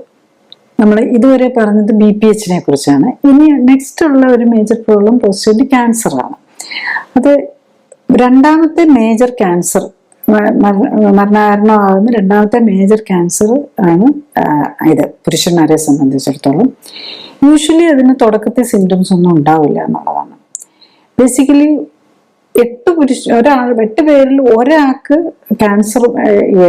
ക്യാൻസർ ഉണ്ടെങ്കിലും 40-ൽ ഒരാൾ മാത്രമേ ഇതിന്റെ പേരിൽ മരിക്കുന്നു എന്നുള്ളതാണ്. അപ്പം അത്ര കോമൺ ആണിത്. പക്ഷെ അതത്ര വാസ്റ്റ് ഗ്രോയിങ് അല്ല, യൂഷ്വലി അത്ര അഗ്രസീവ് അല്ല. അതാണ് ഇതിൻ്റെ ഒരു പ്രത്യേകത. അപ്പം ഇതിൻ്റെയും BPH-ന്റെ പോലെ തന്നെയാണ് ഇറക്ടൈൽ ഡിസ്ഫങ്ഷന്, യൂറിനറി പ്രോബ്ലം, ഇതൊക്കെയാണ് ഇതിൻ്റെയും സിംറ്റംസ് വരുന്നത്. പിന്നെ യൂറിനിൽ ബ്ലഡ് കണ്ടാൽ അതും കുറച്ചും കൂടെ സീരിയസ് ആയിട്ട് നമ്മൾ എടുക്കണം. BPH-ന് സാധാരണ നിലയിൽ അങ്ങനെ ബ്ലഡ് കാണാറില്ല. പക്ഷെ പ്രോസ്റ്റേറ്റ് ക്യാൻസറിന് യൂറിനിലും വരാം, അതുപോലെ സെമനിൽ ബ്ലഡ് കണ്ടു കഴിഞ്ഞാലും അത് പ്രത്യേകിച്ച് ശ്രദ്ധിക്കുക. പിന്നെ സെക്ഷൽ ഡിസ്ഫങ്ഷനും വരാം, യൂറിനറി പ്രോബ്ലം, ജസ്റ്റ് ലൈക്ക് BPH-ന്റെ പോലെ അത് രണ്ടിലും വരാം. പക്ഷെ ഇത് ബ്ലഡ് യൂറിനിലോ സെമനിലോ കണ്ടാലും നമ്മൾ കൂടുതൽ സ്ട്രിക്റ്റ് ആയിട്ട് നോക്കുക എന്നുള്ളതാണ്. പിന്നെ പലപ്പോഴും നമ്മൾ ഡയഗ്നോസ് വരുമ്പോഴേക്കും ലേറ്റ് സ്റ്റേജ് ഓഫ് ക്യാൻസർ ആണെങ്കിൽ അപ്പോഴേക്കും ചിലപ്പോൾ ബോണിൽ ഇതിൻ്റെ ഏറ്റവും കൂടുതൽ പ്രോബ്ലംസ് വരാവുന്നത് ബോൺ സെക്കൻഡറീസ് ഒക്കെയാണ്. അസ്ഥികളിലേക്ക് പടരുക, അല്ലെങ്കിൽ ലോക്കൽ പ്രോബ്ലംസ് വരുമ്പോൾ യൂറിൻ്റെ ഇതൊക്കെ ആയിരിക്കും. അപ്പോൾ ചിലപ്പം ബോൺ പെയിന്, അല്ലെങ്കിൽ ഫ്രാക്ചർ, അല്ല ഈവൻ ഈ വെർട്ടിബ്രൽ ബോൺസിന്, അതായത് നമ്മുടെ വെർട്ടിബ്രൽ കോളത്തെ ഉള്ള ബോണിൻ്റെയൊക്കെയാണ് ചിലപ്പം സിവിയർ പെയിന്, പാരാലിസിസ്, ഇങ്ങനത്തെ ഇതിലേക്കൊക്കെ വരാമെന്നുള്ളതാണ് ഇതിൻ്റെ പ്രോഗ്രസ് ചെയ്ത് കഴിയുമ്പോൾ. നെക്സ്റ്റ് നമ്മൾ ഡയഗ്നോസിസ്, എങ്ങനെ ഇത് ഡയഗ്നോസ് ചെയ്യാൻ പറ്റുമെന്ന് നോക്കിയാൽ, ഒന്ന് അൾട്രാസൗണ്ട് സ്കാനിങ് ആണ്. പിന്നെ ഏറ്റവും സിമ്പിളായിട്ട് നമ്മളൊരു സ്ക്രീനിങ് പോലെ ചെയ്യാവുന്ന PSA, പ്രോസ്റ്റേറ്റ് സ്പെസിഫിക് ആൻറ്റിജൻ എന്നുള്ള ട്യൂമർ മാർക്കറാണ്. അത് ശരിക്കും ഇപ്പോൾ ഒക്കെ എല്ലാവരും വളരെ കോമൺ ആയിട്ട് ജെൻസിൽ ചെയ്യുന്നുണ്ട്. അപ്പോൾ PSA കൂടുന്നു എന്ന് കണ്ടു കഴിഞ്ഞാൽ നമ്മൾ ശ്രദ്ധിക്കുക എന്നുള്ളതാണ് ഇതിനകത്ത് വരുന്നത്. ഇപ്പോൾ അത് കഴിഞ്ഞ് കഴിഞ്ഞാൽ നെക്സ്റ്റ് സ്റ്റേജിലേക്ക് വരുന്നതാണ് ബയോപ്സി, അത് പ്രൂവ് ചെയ്യാൻ വേണ്ടിയിട്ട്. പിന്നെ PET സ്കാനാണ് ഏറ്റവും യൂസ്ഫുൾ. ശരിക്കും പറഞ്ഞു കഴിഞ്ഞാൽ PSA കൂടുന്നു, അതും കുറച്ചധികം കൂടുതൽ ചെറുതായിട്ടൊക്കെ നമ്മൾ ലെസ് ദാൻ 3 to 4 ആണ് സാധാരണ പറയുക. അതിലൊരു 5, 6, 7, 8 ഈവൻ 10, 15 ഒക്കെ വന്നിട്ടുണ്ടെങ്കിലും നമ്മൾ ഇമ്മീഡിയറ്റ്ലി തന്നെ ചെയ്യേണ്ടത് എന്താണെന്ന് ചോദിച്ചു കഴിഞ്ഞാൽ ലൈഫ് സ്റ്റൈൽ കറക്ഷൻ വെച്ചിട്ട് ഇത് കറക്റ്റ് ചെയ്യാൻ പറ്റുന്നുണ്ടോ എന്നാണ്. കാരണം ഇത് നമ്മളിപ്പോൾ ഈ പ്രോസ്റ്റേറ്റ് ക്യാൻസർ എന്ന് പറഞ്ഞാൽ PSA കൂടിയാലും നമ്മൾ ക്യാൻസർ വന്നൊന്നും വരുന്ന ഓടിപ്പോയി നമ്മൾ സർജറി ഒന്നും ചെയ്ത് പ്രോസ്റ്റേറ്റിനെ എടുത്തു കളയുക, ഇതൊന്നും ചെയ്യേണ്ട കാര്യമില്ല. കാരണം പലപ്പോഴും അത് വളരെ സ്ലോ ഗ്രോയിങ് ആണ്. അപ്പോൾ നമുക്ക് ലൈഫ് സ്റ്റൈല് കറക്റ്റ് ചെയ്ത് നമ്മൾ നോക്കിയാൽ മതിയാവും. PSA കുറയുന്നുണ്ട്, അപ്പം അതുകൊണ്ട് തന്നെ പ്രോസ്റ്റേറ്റ് ക്യാൻസർ നമുക്ക് ഏറ്റവും ഈസി ആയിട്ട് മാനേജ് ചെയ്യാം. കാരണം നല്ലൊരു മാർക്കറുണ്ട്. അപ്പോൾ ആ മാർക്കർ കുറഞ്ഞു വരുന്നുണ്ടെന്നുണ്ടെങ്കിൽ നമ്മൾ ഇതൊരു ജീവിതശൈലി രോഗമാണല്ലോ, ജീവിതശൈലി കറക്റ്റ് ചെയ്യുമ്പം അതിൻ്റെ പ്രോസ്റ്റേറ്റ് PSA എന്നൊരു മാർക്കറും ഉണ്ട്. അത് കുറഞ്ഞു വരുന്നുണ്ടെങ്കിൽ നമുക്ക് അതിനെക്കുറിച്ച് വറി ചെയ്യേണ്ട കാര്യമില്ല. പിന്നെ കൂടുതൽ വറി തോന്നുവാണെങ്കിൽ നമ്മൾ ചെയ്യേണ്ടത് എന്താണെന്ന് വെച്ചാൽ ഒരു PET സ്കാൻ നോക്കാം. ഇപ്പം ബയോപ്സി ഒക്കെ എടുക്കുമ്പോൾ അത് പെയിൻഫുൾ ആണ്, അതിൻ്റെ ഇൻഫ്ലമേഷനും ഒക്കെ വരും. അപ്പം ഇന്നിപ്പം നമുക്ക് ഐഡിയയില്ല. അത് മാത്രമല്ല, ബയോപ്സി നമ്മൾ ബ്ലൈൻഡ് ആയിട്ടാണ് ചെയ്യുന്നത്. നമ്മൾ എടുത്ത ഭാഗം എല്ലാം പ്രോസ്റ്റേറ്റിനെ മൊത്തം കൂടെ അല്ലല്ലോ ബയോപ്സി ചെയ്യുന്നത്. ആ ഭാഗത്തുണ്ടെങ്കിൽ മാത്രമേ അത് റിപ്പോർട്ടിൽ റിഫ്ലക്റ്റ് ചെയ്യുള്ളൂ. അല്ലെങ്കിൽ പ്രോസ്റ്റേറ്റിൽ ബയോപ്സി ചെയ്തു പക്ഷെ നെഗറ്റീവ് എന്ന് ഡോക്ടർ പറഞ്ഞു, അത് കഴിഞ്ഞിട്ട് പ്രോസ്റ്റേറ്റ് കുറച്ച് നാൾ കഴിഞ്ഞിട്ട് വരാം. അതൊന്നും ഡോക്ടർമാരുടെ കുഴപ്പം കൊണ്ടല്ല അങ്ങനെ വരുന്നത്. കാരണം എല്ലായിടത്തും നമുക്ക് ബയോപ്സി എടുക്കാൻ പറ്റില്ല. ഇതിൽ എടുത്ത ഭാഗത്ത് ഇല്ലാതെ വന്നു കഴിഞ്ഞ് കഴിഞ്ഞാൽ അതിൻ്റെ പേരിൽ നമുക്ക് ഇല്ല എന്ന് ഉറപ്പിച്ച് പറയാൻ പറ്റില്ല. അതുകൊണ്ടാണ് ഇപ്പോഴത്തെ ഈ ലേറ്റസ്റ്റ് സ്കാനിങ് ഉള്ളപ്പം അത് വളരെ ഇഫക്റ്റീവാണ്. PET സ്കാൻ പ്രത്യേകിച്ച് FBG, അതായത് ഈ റേഡിയോ ലേബിൾഡ് ഗ്ലൂക്കോസ് വെച്ച് ചെയ്യുന്നത് കൊണ്ട് പിന്നെ ഇപ്പോഴത്തെ അതിലും കുറച്ചും കൂടെ, കാരണം അത് ഈ യൂറിനറി ബ്ലാഡർ ഇതെല്ലാം കൂടെ വരുമ്പോൾ കുറച്ചും കൂടെ ബെറ്റർ ആയിട്ട് ഡോക്ടേഴ്സിന് ഐഡിയ കിട്ടുന്നത് Gallium-68 labelled PSMA pet CT എന്ന് പറഞ്ഞുണ്ട്.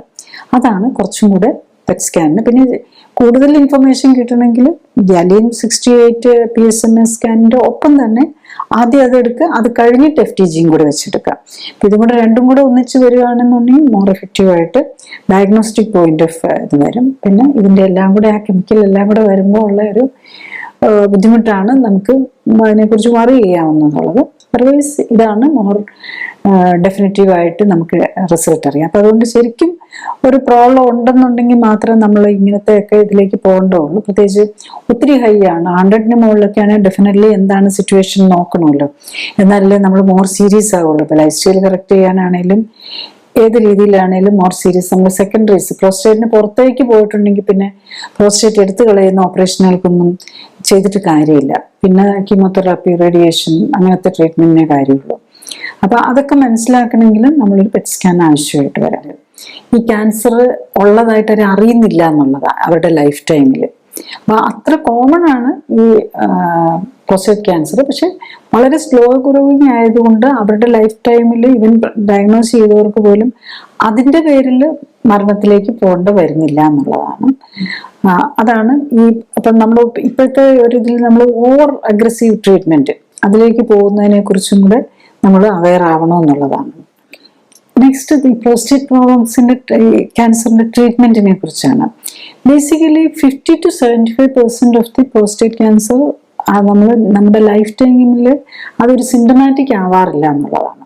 അത് വെരി സ്ലോ ഗ്രോയിങ് ആണ്. അപ്പം ഏറ്റവും കുറച്ച് ഇതൊക്കെ മാത്രം, വേറെ സെക്കൻഡറീസോ ഒന്നും ഇല്ല എന്നുണ്ടെങ്കിൽ ഡെഫിനറ്റ്ലി വാച്ച് ആൻഡ് വെയിറ്റ് എന്നുള്ള ഒരു പോളിസിയാണ് ആൻഡ് ആക്റ്റീവ് സർവൈലൻസ്, അതാണ് കൂടുതലായിട്ട് ഇത് ചെയ്യുന്നത്. അപ്പം നമ്മൾ പ്രത്യേകിച്ച് ഇപ്പോഴത്തെ നിലയിൽ PSA വെച്ച് സ്ക്രീൻ ചെയ്യുന്നുണ്ടല്ലോ. സ്ക്രീൻ ചെയ്യുമ്പം ഓവർ ട്രീറ്റ്മെന്റ് അതാണ് ഇപ്പോഴത്തെ ഏറ്റവും വലിയൊരു പ്രോബ്ലം ആയിട്ട് മാറുന്നതെന്നാണ് കാണുന്നത്. കാരണം ഈ സ്ലോ ഗ്രോയിങ് ട്യൂമറാണ്. 50 to 75% ലൈഫ് ടൈമിൽ പ്രോബ്ലം വരാറില്ല.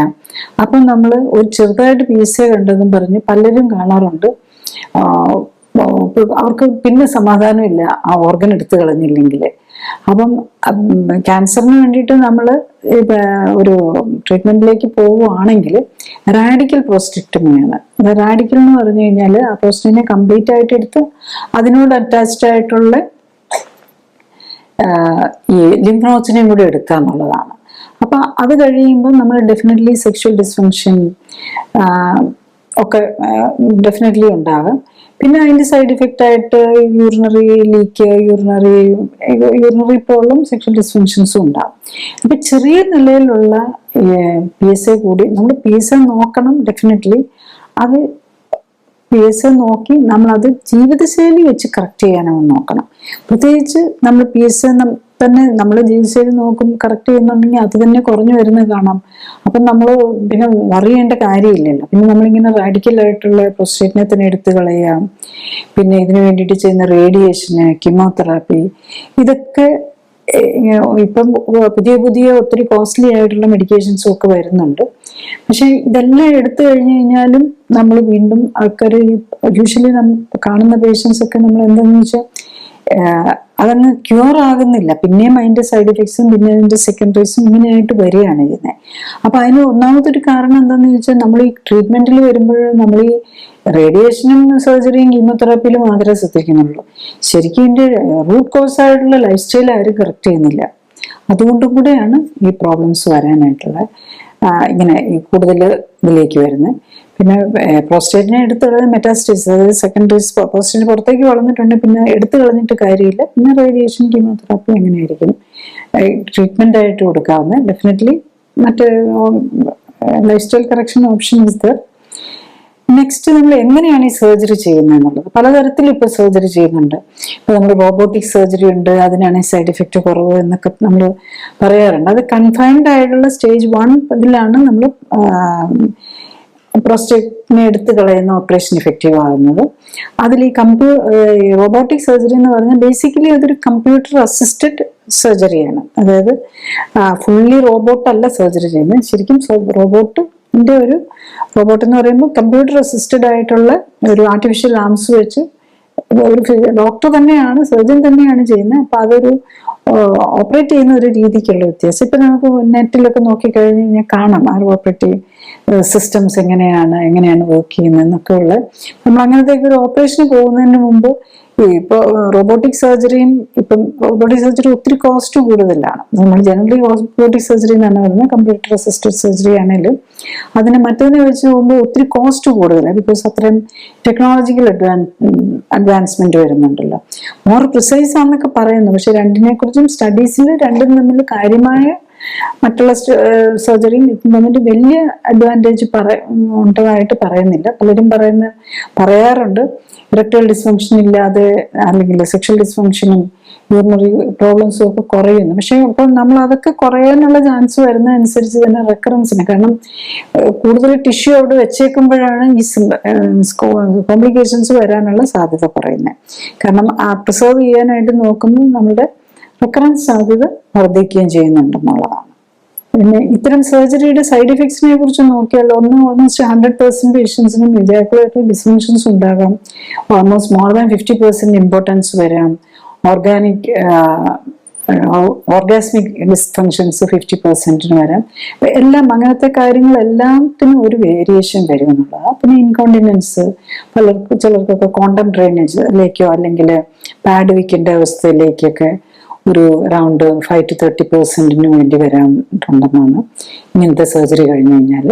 പിന്നെ യൂറിത്രൽ സ്ട്രിക്ചർ വന്നിട്ട് ബ്ലോക്ക് വരുന്നത് അത് അറൗണ്ട് ഒരു 5% വരാം. പിന്നെ ഓപ്പറേഷൻ സമയത്തുണ്ടാകുന്ന പൾമണറി എംബോളിസം അങ്ങനത്തെ കോംപ്ലിക്കേഷൻസ് വരാം.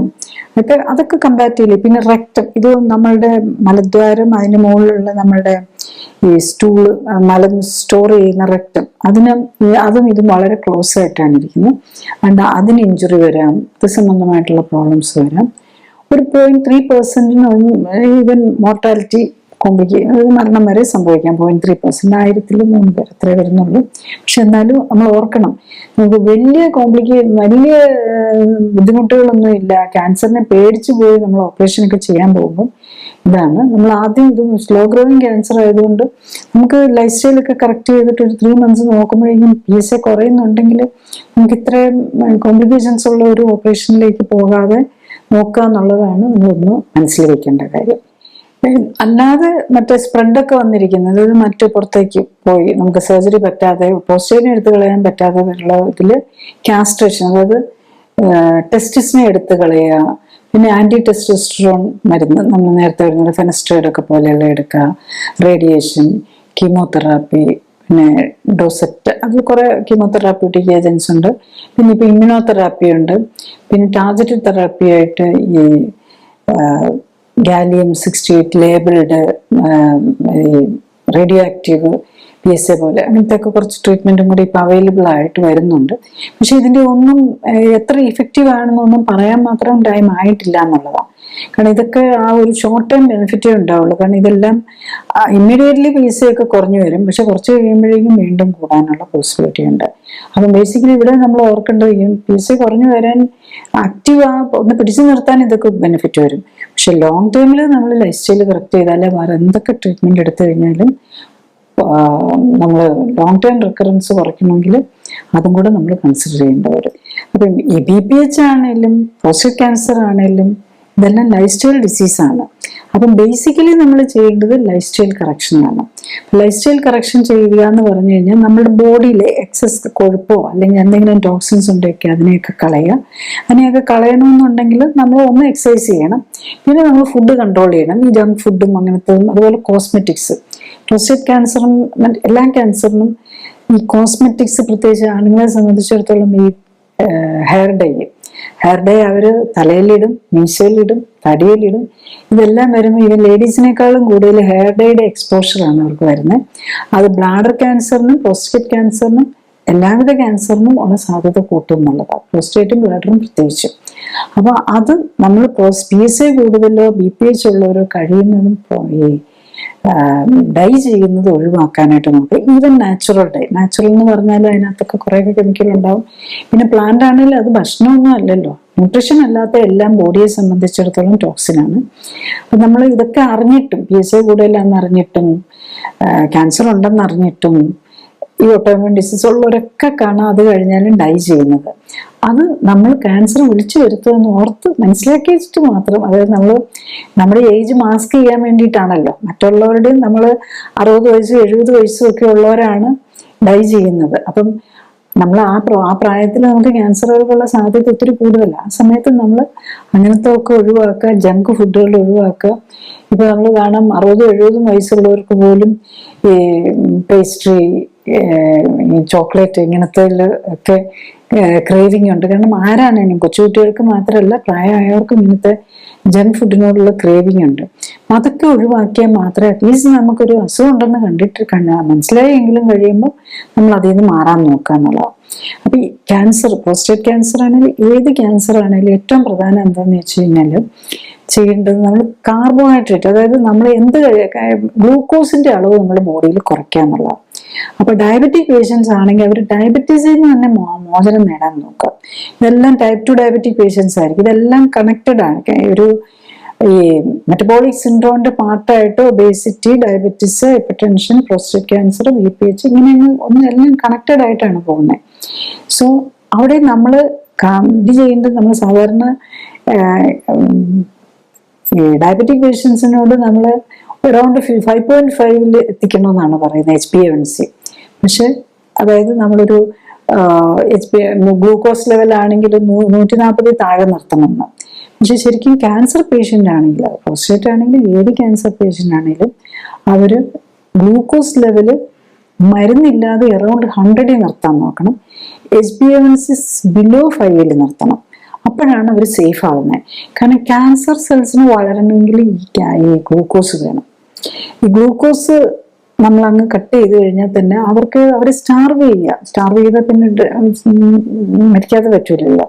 അതേ സമയത്ത് നമ്മളുടെ നോർമൽ ആയിട്ടുള്ള ക്യാൻസറസ് അല്ലാത്ത സെല്ലുകൾക്ക് ഈ നമ്മളുടെ ഫാറ്റിൽ നിന്ന് വരുന്ന കീറ്റോൺ ബോഡീസ് യൂസ് ചെയ്ത് അവരുടെ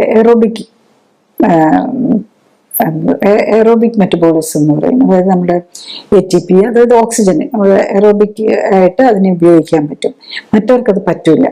അപ്പൊ ഗ്ലൂക്കോസിനെ കട്ട് ചെയ്യുക എന്നുള്ളതാണ് ഏറ്റവും സിമ്പിൾ. നമ്മൾ ഈ കീമോതെറാപ്പിക്കും റേഡിയേഷനും ഒന്നും പോകേണ്ട കാര്യമില്ല. നമ്മൾ കറക്റ്റായിട്ട് ഡയറ്റ് നോക്കും, എക്സസൈസ് ചെയ്ത് നമ്മുടെ ബോഡിയിലുള്ള എക്സസ് ഫാറ്റ് കളയും, ഒപ്പം തന്നെ കറക്റ്റ് ന്യൂട്രീഷൻ കൊടുക്കുകയും കൂടെ ചെയ്യണം. ന്യൂട്രീഷൻ വേണ്ട വൈറ്റമിൻസും മിനറൽസും എല്ലാം കറക്റ്റ് പ്രൊപ്പോർഷൻസിൽ ഉണ്ടാകും കൂടെ ചെയ്തു കഴിഞ്ഞാൽ നമ്മളുടെ ബോഡി തന്നെ ഈ ക്യാൻസർ സെല്ലിനെ ഡിസ്ട്രോയ് ചെയ്തോളും. അത് ഒന്നാം പട്ടിണി കാരണം അവർക്ക് വളരാൻ പറ്റില്ല. പിന്നെ അതിൻ്റെ കൂടെ നമ്മുടെ ഇമ്മ്യൂൺ സിസ്റ്റം സ്ട്രോങ്ങർ ആയി അവരെല്ലാം ഇമ്മ്യൂൺ സിസ്റ്റത്തിന് ഒരു ഇന്നേറ്റ് ഒരു എഫിഷ്യൻസി ഉണ്ട് ഈ ക്യാൻസർ സെല്ലിനെ ഡിറ്റക്ട് ചെയ്ത് കളയാൻ. പക്ഷെ അതിനൊന്നും പറ്റാതെ വരുന്നത് ഈ ഡയബറ്റീസും ഹൈപ്പർടെൻഷനും എല്ലാം കൂടെ ഉള്ള പിന്നെ അതിന്റെ മരുന്നും എല്ലാം കൂടെയാണ്. അപ്പൊ നമ്മൾ ഡയബറ്റീസും ഹൈപ്പർടെൻഷനും ഒക്കെ ഫുഡ് വെച്ച് കൺട്രോൾ ചെയ്ത് നമ്മുടെ ബോഡിയിൽ എക്സസ് ഫാറ്റും ഒക്കെ കളയുമ്പോഴേക്കും നാച്ചുറലി ഇതെല്ലാം കറക്റ്റ് ആയിക്കോളും എന്നുള്ളതാണ്. അപ്പൊ നമ്മൾ തന്നെ ഇപ്പം ഇത്രയും മൾട്ടിപ്പിൾ രോഗങ്ങളുള്ള ഒരാൾക്ക് തന്നെ ഇതൊക്കെ നോക്കാൻ ചിലപ്പോൾ പറ്റിയില്ല എന്നിരിക്കും. അവർക്ക് എങ്ങനെയാണ് അതിന്റെ കറക്റ്റ് ഡയറക്ഷൻസ് ഒരു ക്ലിനിക്കൽ സപ്പോർട്ടോടെ കിട്ടിയാലായിരിക്കും നമുക്ക് അത് മാനേജ് ചെയ്യാൻ പറ്റുള്ളൂ. സെൽഫായിട്ട് പറ്റണമെന്നില്ല, പ്രത്യേകിച്ച് മൾട്ടിപ്പിൾ രോഗങ്ങളുള്ള ഉള്ളവർക്ക്. അതേസമയത്ത് പ്രോസ്റ്റേറ്റ് മാത്രമേ ഒരു പ്രോബ്ലം ഉള്ളൂ, പക്ഷെ അങ്ങനെ വരാൻ ചാൻസ് കുറവാണ്. പ്രോസ്റ്റേറ്റ് മാത്രമായിട്ടൊരു പ്രോബ്ലം BPH അല്ലെ തുടക്കമാണെങ്കിൽ അവർക്ക് സെൽഫായിട്ട് മറ്റു പ്രോബ്ലംസ് ഒന്നും ഇല്ല, അല്ലെ മറ്റതൊക്കെ ഇത്തിരി ഫാറ്റി ലിവറും ഇത്തിരി പ്രോസ്റ്റേറ്റ് എൻലാർജ്മെന്റും ഒക്കെ നമ്മളൊരു സ്കാനിലൊക്കെ കാണുമ്പോഴാണെങ്കിൽ സെൽഫ് തന്നെ ജീവിതശൈലി ക്രമീകരിച്ച് ഇത് കറക്റ്റ് ചെയ്യാൻ പറ്റുന്നതേ ഉള്ളൂ. അപ്പോഴും നമ്മൾ ശ്രദ്ധിക്കേണ്ടത് കൂടുതലും നമ്മൾ ന്യൂട്രീഷൻസ് റിച്ച് ആയിട്ടുള്ള ലീഫി വെജിറ്റബിൾസ്, പയറുവർഗ്ഗങ്ങൾ, പിന്നെ നോൺ വെജ് കഴിക്കുന്നവർക്കാണെങ്കിൽ അതാണ്. കാർബ് പ്രത്യേകിച്ച് ഈ സെറിയൽസ് പോലെയുള്ളത്, റൂട്ട്സ്, ഇതൊക്കെയാണ് അവർ കുറയ്ക്കുകയും ചെയ്യേണ്ടത്. എന്നിട്ട് പീസ് റിപ്പീറ്റ് ചെയ്യുക. അൾട്രാസൗണ്ട് സ്കാനാണല്ലോ, വലിയ സൈഡ് എഫക്ട്സ് ഒന്നുമില്ല. അത് ചെക്ക് ചെയ്ത് കറക്റ്റ് ആകുന്നുണ്ടെന്നും കൂടെ ഉറപ്പാക്കുക. ചുരുക്കി പറഞ്ഞാൽ, 1, പുരുഷന്മാർക്ക് മാത്രമുള്ള അവയവമാണ് പ്രോസ്റ്റേറ്റ്. മൂത്രവിസർജനത്തിലും ശുക്ലവിസർജനത്തിലും പ്രത്യുൽപാദനത്തിലും പ്രധാന പങ്കുവഹിക്കുന്ന അവയവമാണിത്. മൂത്രനാളിയെ 2 രീതിയിൽ പ്രവർത്തിപ്പിക്കാൻ കഴിയുന്ന 2-വേ സ്വിച്ച് പോലെയാക്കി മാറ്റുന്നത് പ്രോസ്റ്റേറ്റ് ആണ്. 2, പ്രോസ്റ്റേറ്റിലൂടെയാണ് മൂത്രനാളിയുടെ ആദ്യ ഭാഗം കടന്നു പോകുന്നത്. പ്രോസ്റ്റേറ്റ് ഗ്രന്ഥിക്കുണ്ടാകുന്ന നീർക്കെട്ടും മുഴയും ക്യാൻസറും ഒക്കെ മൂത്രവിസർജനത്തെയും ശുക്ലവിസർജനത്തെയും തടസ്സപ്പെടുത്താം. ഒപ്പം തന്നെ ലൈംഗിക പ്രശ്നങ്ങൾക്കും വന്ധ്യതയ്ക്കും കാരണമാകാം. 3. പ്രോസ്റ്റേറ്റ് സംബന്ധമായ രോഗങ്ങൾക്കായി വേണ്ടിവരുന്ന ഓപ്പറേഷനുകൾ, radiation, anti male hormone therapy, castration അതായത് വൃഷ്ണം എടുത്തുമാറ്റൽ, കീമോതെറാപ്പി, റേഡിയേഷൻ തുടങ്ങിയവയെല്ലാം മൂത്രവിസർജനത്തെയും ഇജാക്കുലേഷൻ അഥവാ ശുക്ലവിസർജനത്തെയും ലൈംഗികതയെയും ഒക്കെ പ്രതികൂലമായി ബാധിക്കാം. 4. മൂത്രതടസ്സമോ സെക്ഷൽ ഡിസോർഡറോ അനുഭവപ്പെട്ടാൽ അൾട്രാസൗണ്ട് സ്കാനിങ്ങിലൂടെ പ്രോസ്റ്റേറ്റ് വീക്കം കണ്ടെത്താനും PSA, ഇൻഫ്ലമേറ്ററി മാർക്കേഴ്സ് തുടങ്ങിയ രക്തപരിശോധനകളിലൂടെ ക്യാൻസർ സാധ്യത കണ്ടെത്താനും ശ്രമിക്കുക. 5. BPH-ഉം പ്രോസ്റ്റേറ്റ് ക്യാൻസറും ഒക്കെ ജീവിതശൈലി രോഗങ്ങളുടെ വിഭാഗത്തിലാണ് പെടുന്നത്. പരിശോധനകളിലൂടെ തുടക്കത്തിലേ കണ്ടെത്താൻ കഴിഞ്ഞാൽ ഓപ്പറേഷനും മരുന്നുകളും ഇല്ലാതെ ജീവിതശൈലി ക്രമീകരണത്തിലൂടെ ആരോഗ്യം വീണ്ടെടുക്കാനാകുന്നതേ ഉള്ളൂ. 6. വളരെ പതുക്കെ മാത്രം പ്രോഗ്രസ് ചെയ്യുന്ന ക്യാൻസറാണ് പ്രോസ്റ്റേറ്റ് ക്യാൻസർ. അതിനാൽ ഓപ്പറേഷൻ, റേഡിയേഷൻ തുടങ്ങി പാർശ്വഫലങ്ങൾ കൂടുതലുള്ള ചികിത്സകൾ തിരക്കിട്ട് ചെയ്യേണ്ടതില്ല. ജീവിതശൈലി ക്രമീകരണവും ടെസ്റ്റുകൾ നോക്കി രോഗം കൂടുന്നില്ല അല്ലെങ്കിൽ കുറയുന്നു എന്ന് ഉറപ്പുവരുത്തുകയുമാണ് വേണ്ടത്. 7. മനുഷ്യ ശരീരം എന്നാൽ ഒരു കെമിക്കൽ ഫാക്ടറിയാണ്. അതിന്റെ പ്രവർത്തനത്തിന് ആവശ്യമായ അസംസ്കൃത വസ്തുക്കളെയാണ് പോഷകങ്ങൾ എന്ന് പറയുന്നത്.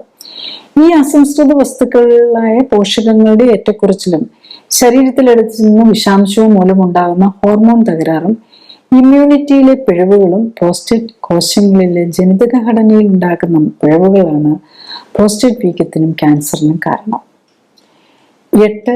ഭക്ഷണത്തിലൂടെ പോഷകങ്ങൾ കൃത്യമായ അളവിലും അനുപാതത്തിലും ശരീരത്തിന് എത്തുന്നു എന്നുറപ്പാക്കുന്നതിനൊപ്പം വ്യായാമത്തിലൂടെ രക്തയോട്ടം വർദ്ധിപ്പിക്കാനും ശരീരത്തിൽ അടിഞ്ഞിരിക്കുന്ന അമിത കൊഴുപ്പും വിഷാംശവും മാറ്റി ഹോർമോൺ ബാലൻസും ഇമ്മ്യൂണിറ്റിയും ഉത്തമമാക്കാനും നിലനിർത്താനും കഴിഞ്ഞാൽ പ്രോസ്റ്റേറ്റ് രോഗങ്ങളെ ഒരു പരിധിവരെ അതിജീവിക്കാനാകും. 9. ക്യാൻസർ കോശങ്ങൾക്ക് വളരണമെങ്കിൽ ഗ്ലൂക്കോസ് ആവശ്യമാണ്. ദഹനശേഷം ഗ്ലൂക്കോസായി മാറുന്ന കാർബോഹൈഡ്രേറ്റ്സ് അഥവാ അന്നജം അടങ്ങിയ ഭക്ഷ്യവസ്തുക്കൾ കഴിവതും ഒഴിവാക്കുക എന്നതാണ് ക്യാൻസർ സെല്ലുകളുടെ വളർച്ചയെ തടയാനുള്ള എളുപ്പവഴി. ഞാൻ ഈ പറഞ്ഞ കാര്യങ്ങൾ ശ്രദ്ധിച്ചു കേൾക്കാനും മനസ്സിലാക്കാനും കഴിഞ്ഞാൽ ഇത്തരം ജീവിതശൈലി രോഗങ്ങളുടെ കാരണം മനസ്സിലാക്കി അവയെ പ്രതിരോധിക്കാനും ഒരിക്കൽ വന്ന് നേരത്തെ കണ്ടെത്താനും ജീവിതശൈലിയിൽ വേണ്ട മാറ്റങ്ങൾ വരുത്തി അതിൽ നിന്നും മോചനം നേടാനും സഹായകമാകും. മരുന്നോ ഓപ്പറേഷനോ കൊണ്ട് ഇത്തരം ജീവിതശൈലി രോഗങ്ങൾ മാറ്റാനാകില്ല. കാരണം മരുന്നിന്റെയോ ഓപ്പറേഷന്റെയോ കുറവ് കൊണ്ടല്ല ഇത്തരം രോഗങ്ങൾ ഉണ്ടാകുന്നത്, മറിച്ച് ജീവിതശൈലിയിലെ അപാകതകൾ കൊണ്ടാണ്. അതിനാൽ ജീവിതശൈലി ക്രമീകരിക്കുന്നതിലൂടെ മാത്രമേ ഇത്തരം ജീവിതശൈലി രോഗങ്ങളെ പ്രതിരോധിക്കാനും ഒരിക്കൽ വന്നാൽ അതിൽ നിന്നും മോചനം നേടാനും സാധിക്കൂ. ജീവിതശൈലി രോഗങ്ങൾ കൂടി വരികയാണ്. ഒപ്പം തന്നെ ജീവിതശൈലി രോഗങ്ങൾക്കായി ഓപ്പറേഷനുകൾക്ക് വിധേയരാകേണ്ടി വരുന്ന രോഗികളുടെ എണ്ണവും കൂടി വരുന്നു. ഓപ്പറേഷന് മുമ്പ് രോഗത്തിന്റെ അടിസ്ഥാന കാരണം എന്ത്, ഓപ്പറേഷൻ എന്താണ് ലക്ഷ്യമിടുന്നത്, ഓപ്പറേഷൻ സമയത്തും അതിനുശേഷവും ഉണ്ടാകാവുന്ന അപകട സാധ്യതകളും പാർശ്വഫലങ്ങളും എന്തൊക്കെ തുടങ്ങിയ കാര്യങ്ങൾ രോഗികളും ബന്ധുക്കളും മനസ്സിലാക്കാൻ ശ്രമിക്കണം. ഒപ്പം തന്നെ ഓപ്പറേഷനിലൂടെ ലഭിക്കുന്ന പ്രയോജനം, ഓപ്പറേഷൻ കൊണ്ട് രോഗം മാറുമോ, ഇനിയും രോഗമുണ്ടാകാൻ സാധ്യതയുണ്ടോ തുടങ്ങിയ കാര്യങ്ങളും അറിയാൻ ശ്രമിക്കുക. ഇൻഷുറൻസ് പരിരക്ഷ ഉള്ളവരാണ് കൂടുതലും. ഓപ്പറേഷനായി പണം ചെലവാക്കേണ്ടി വരുന്നില്ല. അതിനാൽ ശസ്ത്രക്രിയകളെ വളരെ ലാഘവത്തോടെ കാണുന്ന രീതി കൂടി വരികയാണ്. അനസ്തീസിയ സംബന്ധമായും ഓപ്പറേഷൻ സമയത്തും അതിനുശേഷവും ഉണ്ടാകാവുന്ന അപകട സാധ്യതകൾ വളരെ ചെറുതാണെങ്കിലും മരണത്തിന് പോലും ഉള്ള സാധ്യത ഉണ്ടാക്കും എന്ന യാഥാർത്ഥ്യം മനസ്സിലാക്കണം. ഓപ്പറേഷനായി നൽകുന്ന ഒട്ടുമിക്ക സമ്മതപത്രത്തിലും മരണം വരെ സംഭവിക്കാൻ സാധ്യതയുണ്ട് എന്ന് എഴുതിയിട്ടുണ്ടാകും.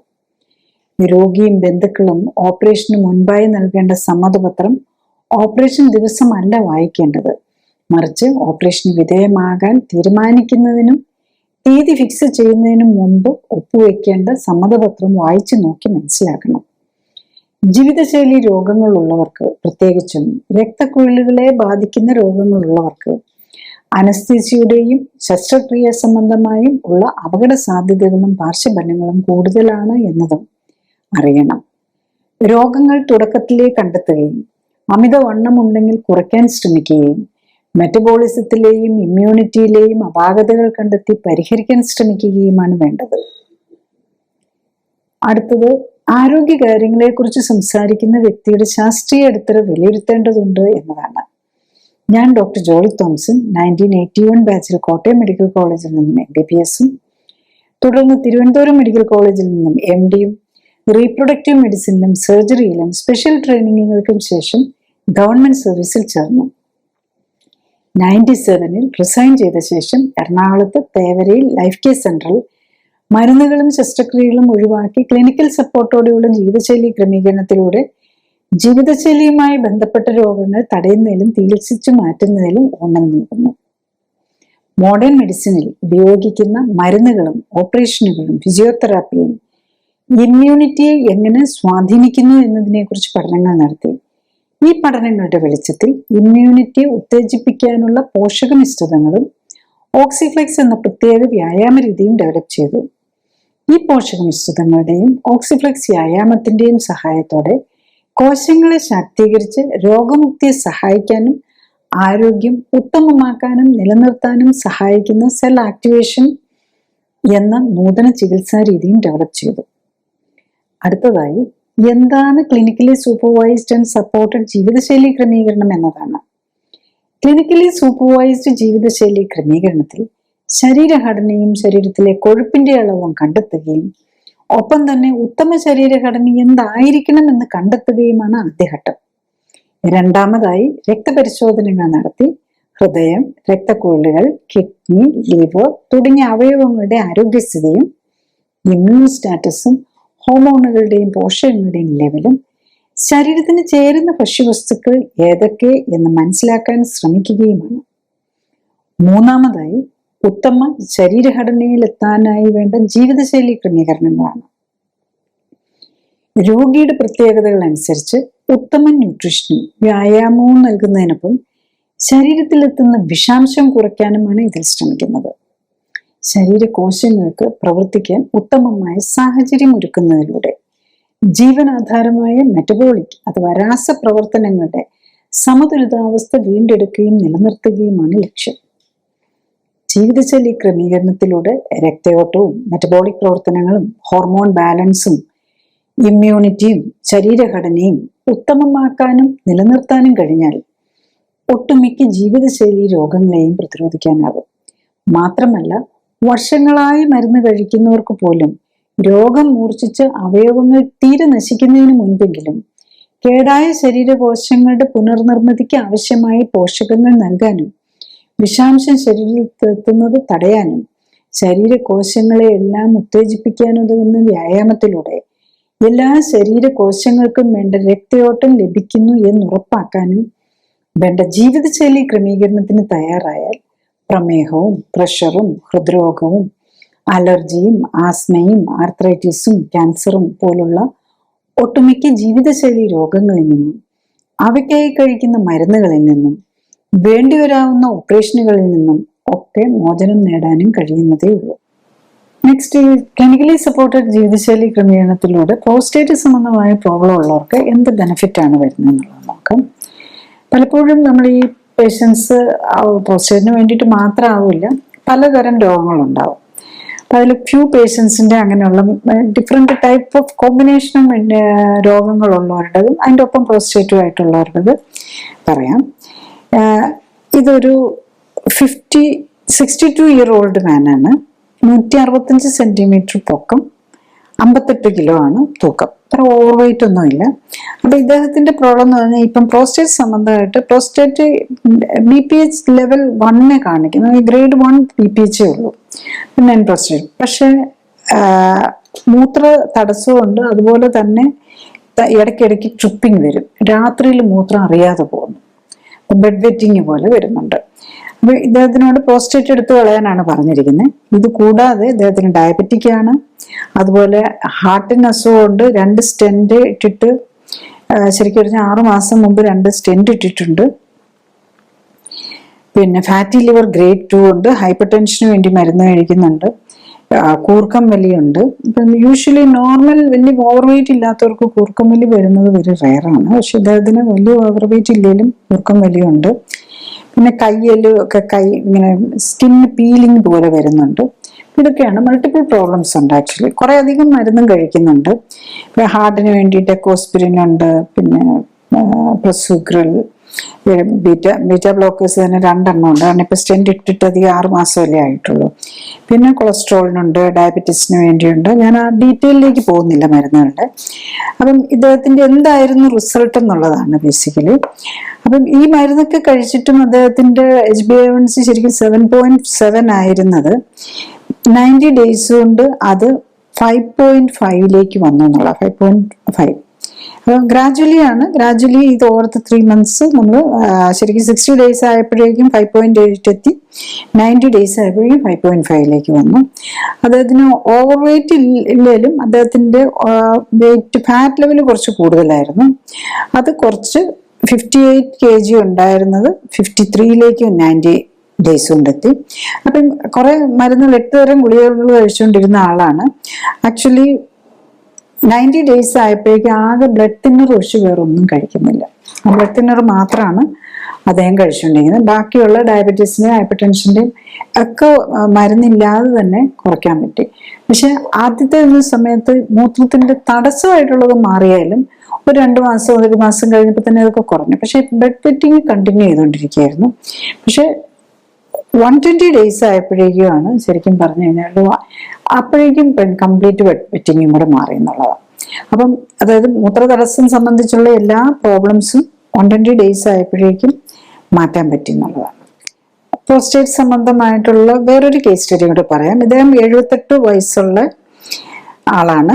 167 സെന്റിമീറ്റർ, 71 കിലോ ആണ് തൂക്കം. ഇത്ര ഓവർ വെയിറ്റ് ഒന്നുമില്ല. വേറെ അസുഖങ്ങൾ, പ്രത്യേകിച്ച് അസുഖങ്ങളോ മരുന്ന് കഴിക്കുന്നില്ല. മരുന്ന് കഴിക്കുന്നില്ല എന്നേ ഉള്ളൂ. പക്ഷെ ഇപ്പം മരുന്നില്ല. പക്ഷെ അദ്ദേഹത്തിന് ബ്ലാഡർ ട്യൂമർ വന്ന് ഓപ്പറേറ്റ് ചെയ്തിട്ടുണ്ട്. പക്ഷെ അത് പാപ്പുലറി ലീഷൻ ആയിരുന്നു, ക്യാൻസർ ആയിരുന്നില്ല 2022. ഇപ്പം അദ്ദേഹം വരാനുള്ള ഒരു മെയിൻ കാരണം ഇപ്പം പ്രോസ്റ്റേറ്റിന്റെ ഒരു പ്രോബ്ലം പറഞ്ഞു. അതുപോലെ ഒരു ചെക്കപ്പിലൊക്കെ നോക്കി, ഒരു ജനറൽ ചെക്കപ്പ് നോക്കിയപ്പോൾ അദ്ദേഹത്തിന് ഡയബറ്റീസിന്റെ തുടക്കമുണ്ട്, പിന്നെ കിഡ്നിയുടെ തുടക്കം കാണിക്കുന്നു. അങ്ങനെ മൾട്ടിപ്പിൾ ഒരു കുറച്ച് അതുപോലെ ഫാറ്റി ലിവർ ഗ്രേഡ് 3 കാണിക്കുന്നു. അപ്പൊ ഇതൊക്കെയാണ് അങ്ങനെ കുറച്ച് മെമ്മറി ലോസ് ഉണ്ട്, രക്തക്കുറവുണ്ട്, മേത്തൊക്കെ മൊത്തത്തിൽ ചൊറിച്ചിലുണ്ട്. അങ്ങനെ കുറച്ച് പല ഓൾഡ് ഏജ് ആകുമ്പോഴേക്കും ഉണ്ടാവില്ല. അപ്പം ഇദ്ദേഹത്തിന്റെ നമ്മൾ ഡീറ്റെയിൽ ആയിട്ട് ചെക്ക് ചെയ്ത് നോക്കിയപ്പം പ്രോസ്റ്റേറ്റിന്റെ ഉണ്ട്. അതുപോലെ തന്നെ അദ്ദേഹത്തിന് PSA കൂടിയിരിക്കുകയാണ്. PSA 6.6 ഉണ്ട്. അതുപോലെ CA കൂടുതൽ. CA എന്ന് പറയുമ്പോൾ PSA പ്രോസ്റ്റേറ്റിന്റെ ആണ്. CA എന്ന് പറയുന്നത് ഒരു കോളൻ ക്യാൻസറിന്റെ ഒക്കെ, അതായത് ഇൻഡസ്ട്രൈനൽ ക്യാൻസറിന്റെ ഒക്കെ ഒരു മാർക്കറായിട്ട് വരും. അതുകൊണ്ട് 5.5. ഇതാണ് ഒരു. പിന്നെ പ്രീ ഡയബറ്റിക് അങ്ങനത്തെ കുറച്ച് പ്രശ്നങ്ങൾ, വേറെ കുറച്ച് ബ്ലഡ് പാരാമീറ്റേഴ്സിലൊക്കെ പല പ്രശ്നങ്ങളും ഉണ്ട് ചെറുതായിട്ടുള്ള. പക്ഷെ ഇതാണ് നമ്മൾ പ്രോസ്റ്റേറ്റ് പോയിന്റ് ഓഫ് വ്യൂയിലാണ്. അപ്പം ഇദ്ദേഹത്തിന്റെ നമ്മൾ ക്ലിനിക്കലി സപ്പോർട്ടഡ് ലൈഫ് സ്റ്റൈൽ എന്ന് പറഞ്ഞാൽ സ്പെഷ്യൽ ഫുഡും സ്പെഷ്യൽ എക്സസൈസും ആണ്. ഇദ്ദേഹത്തിന്റെ PSA നമ്മൾ ഇപ്പോൾ ഓൾറെഡി ബ്ലാഡർ ട്യൂമർ ഉള്ള ആളാണ്. അപ്പം PSA ഈ CA ഒക്കെ കൂടുതൽ വന്നിരിക്കുന്ന മോർ സിഗ്നിഫിക്കൻ്റ് ആണ്. അതിൽ PSA ബേസിക്കലി വിതിൻ 90 ഡേയ്സ് ആയപ്പോഴേക്കും അദ്ദേഹത്തിന്റെ PSA 6.6 3.9 വന്നു എന്നുള്ളതാണ്. അതുപോലെ തന്നെ അദ്ദേഹത്തിന്റെ ഇൻസുലിൻ ലെവൽ, അങ്ങനെ മൾട്ടിപ്പിൾ കാര്യങ്ങൾക്ക് അബ്നോർമാലിറ്റി ഉണ്ട്. അത് അങ്ങനത്തെ എല്ലാം കറക്റ്റ് ചെയ്തു. അതുപോലെ CA ആണെങ്കിലും ശരിക്കും അതിന് മുമ്പ് തന്നെ 60th ഡേ ആയപ്പോഴേക്കും തന്നെ അത് പതുക്കെ കുറഞ്ഞു വന്ന് CA 30th ഡേ തന്നെ CA നോർമലായി. അപ്പം അതാണ് രണ്ടും, പ്രോസ്റ്റേറ്റിന്റെ മാർക്കറും അതുപോലെ തന്നെ കോളൻ ക്യാൻസറിന്റെ മാർക്കറും കൂടെ കറക്റ്റ് ചെയ്യാൻ പറ്റി എന്നുള്ളതാണ് ഇതിൽ. അദ്ദേഹത്തിന് വലിയ സിംറ്റം. അതുപോലെ തന്നെ ബാക്കി നമ്മൾ അൾട്രാസൗണ്ട് സ്കാൻ നോക്കുമ്പോഴേക്കും പ്രോസ്റ്റേറ്റിന്റെ സൈസ് കുറഞ്ഞു വന്നു, റെസിഡ്യൂൽ യൂറിൻ ഓൾമോസ്റ്റ് നില്ലായി. അതുപോലെ ഫാറ്റി ലിവർ ഗ്രേഡ് 3 ഉണ്ടായിരുന്ന ഫാറ്റി ലിവർ ഗ്രേഡ് 1 വന്നു. അപ്പം അതാണ് നമ്മൾ ഈ ക്ലിനിക്കലി സപ്പോർട്ടഡ് ലൈഫ് സ്റ്റൈൽ കറക്ഷനിൽ ഒരു കാര്യങ്ങൾ മാത്രമല്ല, പ്രോസ്റ്റേറ്റിന്റെ തന്നെ സൈസ് കുറയും. അതുപോലെ തന്നെ ഫാറ്റി ലിവർ ഉണ്ടെങ്കിൽ അത് കുറഞ്ഞു വരും. ഇതുപോലെ ഈവൻ PSA വഴിയും അതുപോലെ മറ്റ് ഏത് ക്യാൻസർ മാർക്കർ ആണെങ്കിലും ഇതിന്റെ ഒരെണ്ണത്തിന്റെ കാര്യത്തിലല്ല, നമ്മൾ മറ്റുള്ള ക്യാൻസർ മാർക്കേഴ്സ് ഉണ്ടല്ലോ, AFP, CA-125 ലേഡീസിന്, ഇതിലെല്ലാം കുറഞ്ഞു വരും എന്നുള്ളതാണ്. അപ്പൊ അതാണ് നമ്മൾ ബോഡിയെ കറക്റ്റ് ചെയ്താൽ, നമ്മൾ ലൈഫ് സ്റ്റൈൽ കറക്റ്റ് ചെയ്യുന്നില്ലെങ്കിൽ ആണെങ്കിൽ ഈവൻ ഈ ഏജിൽ പോലും, അതായത് ഇത്രയും പ്രായമുള്ള 78 ഇയർ ഉള്ള ആൾക്ക് പോലും അത് കറക്റ്റ് ചെയ്യാൻ പറ്റുന്നുള്ളതാണ്. അടുത്ത കേസ് സ്റ്റഡിയിലെ പേഷ്യന്റ് കുറച്ചും കൂടി യങ്ങാണ്, 53 ഇയേഴ്സേ ഉള്ളൂ. അദ്ദേഹത്തിന്റെ പ്രത്യേകത എന്താന്ന് വെച്ചാൽ 18 വർഷമായിട്ട് ഡയബറ്റീസ് ഉണ്ട്. അതുപോലെ ഇപ്പോഴത്തെ പ്രോബ്ലം എന്താന്ന് വെച്ചാൽ യൂറിനറി പെയിൻ, സിവിയർ യൂറിനറി പെയിനും വേദനയാണ്, മൂത്രം പാസ് ചെയ്യാൻ പറ്റുന്നില്ല. അതുപോലെ കിഡ്നിയിൽ സ്റ്റോൺ ഉണ്ട്. ഇദ്ദേഹത്തിന് ഒരു കിഡ്നി നേരത്തെ ഫ്യൂ ഇയേഴ്സ് ബാക്ക്, 10 വർഷം മുമ്പ് എടുത്തു കളഞ്ഞിട്ടുള്ളതാണ്. അത് സ്റ്റോണിന് വേണ്ടി എടുത്തു കളഞ്ഞു. ഇപ്പം മറ്റേ കിഡ്നിക്കകത്ത് സ്റ്റോൺ വന്നിട്ടുണ്ട്. പിന്നെ ആർത്രൈറ്റിസിന്റെ പ്രോബ്ലം ഉണ്ട്. ഇപ്പോഴേ തന്നെ മെമ്മറി കുറവ് ഉണ്ടെന്ന് പറയുന്നു. പിന്നെ ബ്ലാഡറിന്റെ ആണ് ഇപ്പോഴത്തെ സിവിയർ പെയിൻ ആയിട്ടുള്ളത്. അപ്പൊ അദ്ദേഹത്തിന്റെ PSA നോക്കിയപ്പോൾ അത് 25.6 ഉണ്ട്. അപ്പൊ ഇത് കണ്ടപ്പം ഇമ്മീഡിയറ്റ്ലി ഡോക്ടർ ബയോപ്സി ആണോ എന്താണെന്ന് അവർക്ക് തന്നെ മനസ്സിലായില്ല, ഓപ്പറേഷൻ ചെയ്യണമെന്ന് പറഞ്ഞു. അങ്ങനെ വന്നപ്പോഴാണ് ഇദ്ദേഹം വരുന്നത്. യൂഷ്വലി നമ്മളൊരു അക്യൂട്ട് സ്റ്റേജിൽ clinically supported life style correction എടുക്കാറില്ല. പക്ഷെ ഇദ്ദേഹത്തിന് ഭയങ്കര പെയിൻ ഒക്കെ ആണെങ്കിലും ഇപ്പൊ നോക്കുമ്പോൾ ഇൻഫെക്ഷനും ഉണ്ട്, യൂറിനറി ഇൻഫെക്ഷനും ഉണ്ട്. അപ്പം സിവിയർ ഡയബറ്റീസും ഉണ്ട്, ഷുഗർ കൺട്രോൾ ഇല്ല, 290 ആണ് ഷുഗർ, അതുപോലെ HbA1c എല്ലാം ഹൈ ആണ്. അപ്പൊ ഇദ്ദേഹത്തിന് ആന്റിബയോട്ടിക്സും കൂടെ കൊടുക്കേണ്ടി വന്നു. അതുപോലെ പെയിനിന് വേണ്ടിയിട്ട്, റിലീഫിന് വേണ്ടിയിട്ട് കൂടെ മെഡിസിൻ കഴിഞ്ഞു. ഇമ്മീഡിയറ്റ്ലി തന്നെ നെക്സ്റ്റ് ഡേ ആയപ്പോൾ തന്നെ ഷുഗർ, അതാണ് ക്ലിനിക്കലി സപ്പോർട്ടഡ് ലൈഫ് സ്റ്റൈൽ കറക്ഷനിൽ വിതിൻ 24 hours നമുക്ക് ഷുഗർ കൺട്രോൾ ചെയ്യാൻ പറ്റുന്നില്ല. ഈ ക്യാൻസർ പേഷ്യൻസിന് പോലും വെരി ഇമ്പോർട്ടൻ്റ് ആണ് ഷുഗർ കൺട്രോൾ ചെയ്യേണ്ടത്. ജസ്റ്റ് ലൈക്ക് നമുക്ക് എല്ലാവർക്കും അറിയാലോ, ഇൻഫെക്ഷൻ ഉണ്ടെങ്കിൽ ഷുഗർ കൺട്രോൾ ഇല്ലെങ്കിൽ പഴുപ്പ് കൂടാനുള്ള സാധ്യത, ഇൻഫെക്ഷൻ കൈവിട്ടു പോകും. ഇതുപോലെ തന്നെയാണ് ക്യാൻസർ പേഷ്യന്റിന്. ക്യാൻസർ ആണെങ്കിലും നമ്മൾ ഷുഗർ കൺട്രോൾ ആയിരിക്കണം. അതുപോലെ തന്നെ ഇൻസുലിൻ ലെവല് കൂടിയിരിക്കുമ്പോൾ ഇദ്ദേഹത്തിന് ടൈപ്പ് 2 ഡയബറ്റീസ് ആണ്. അപ്പൊ ഇൻസുലിൻ ലെവൽ കൂടുതലും ഷുഗർ കൂടുതലുമാണ്. അപ്പൊ അതും കൂടെ കുറച്ചുകൊണ്ട് വന്ന് ആക്ച്വലി വളരെ ഫാസ്റ്റ് ആയിട്ട് തന്നെ ഇത്രയും കൂടുതലുണ്ടായിരുന്നേ 8th ഡേ ആയപ്പോഴേക്കും തന്നെ 25 14ലേക്ക് വന്നു, 14.8ലേക്ക് വന്നു. 15th ഡേ ആയപ്പോഴേക്കും PSA 10.5 ആയി. 30 ദിവസം ആയപ്പോഴേക്കും PSA നോർമലായി, ദറ്റ് ഈസ് 3.97.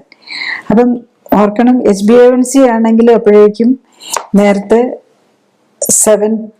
8.5 ഉണ്ടായിരുന്ന HbA1c 30 ആയപ്പോഴേക്കും 6.3ലേക്ക് വന്നു.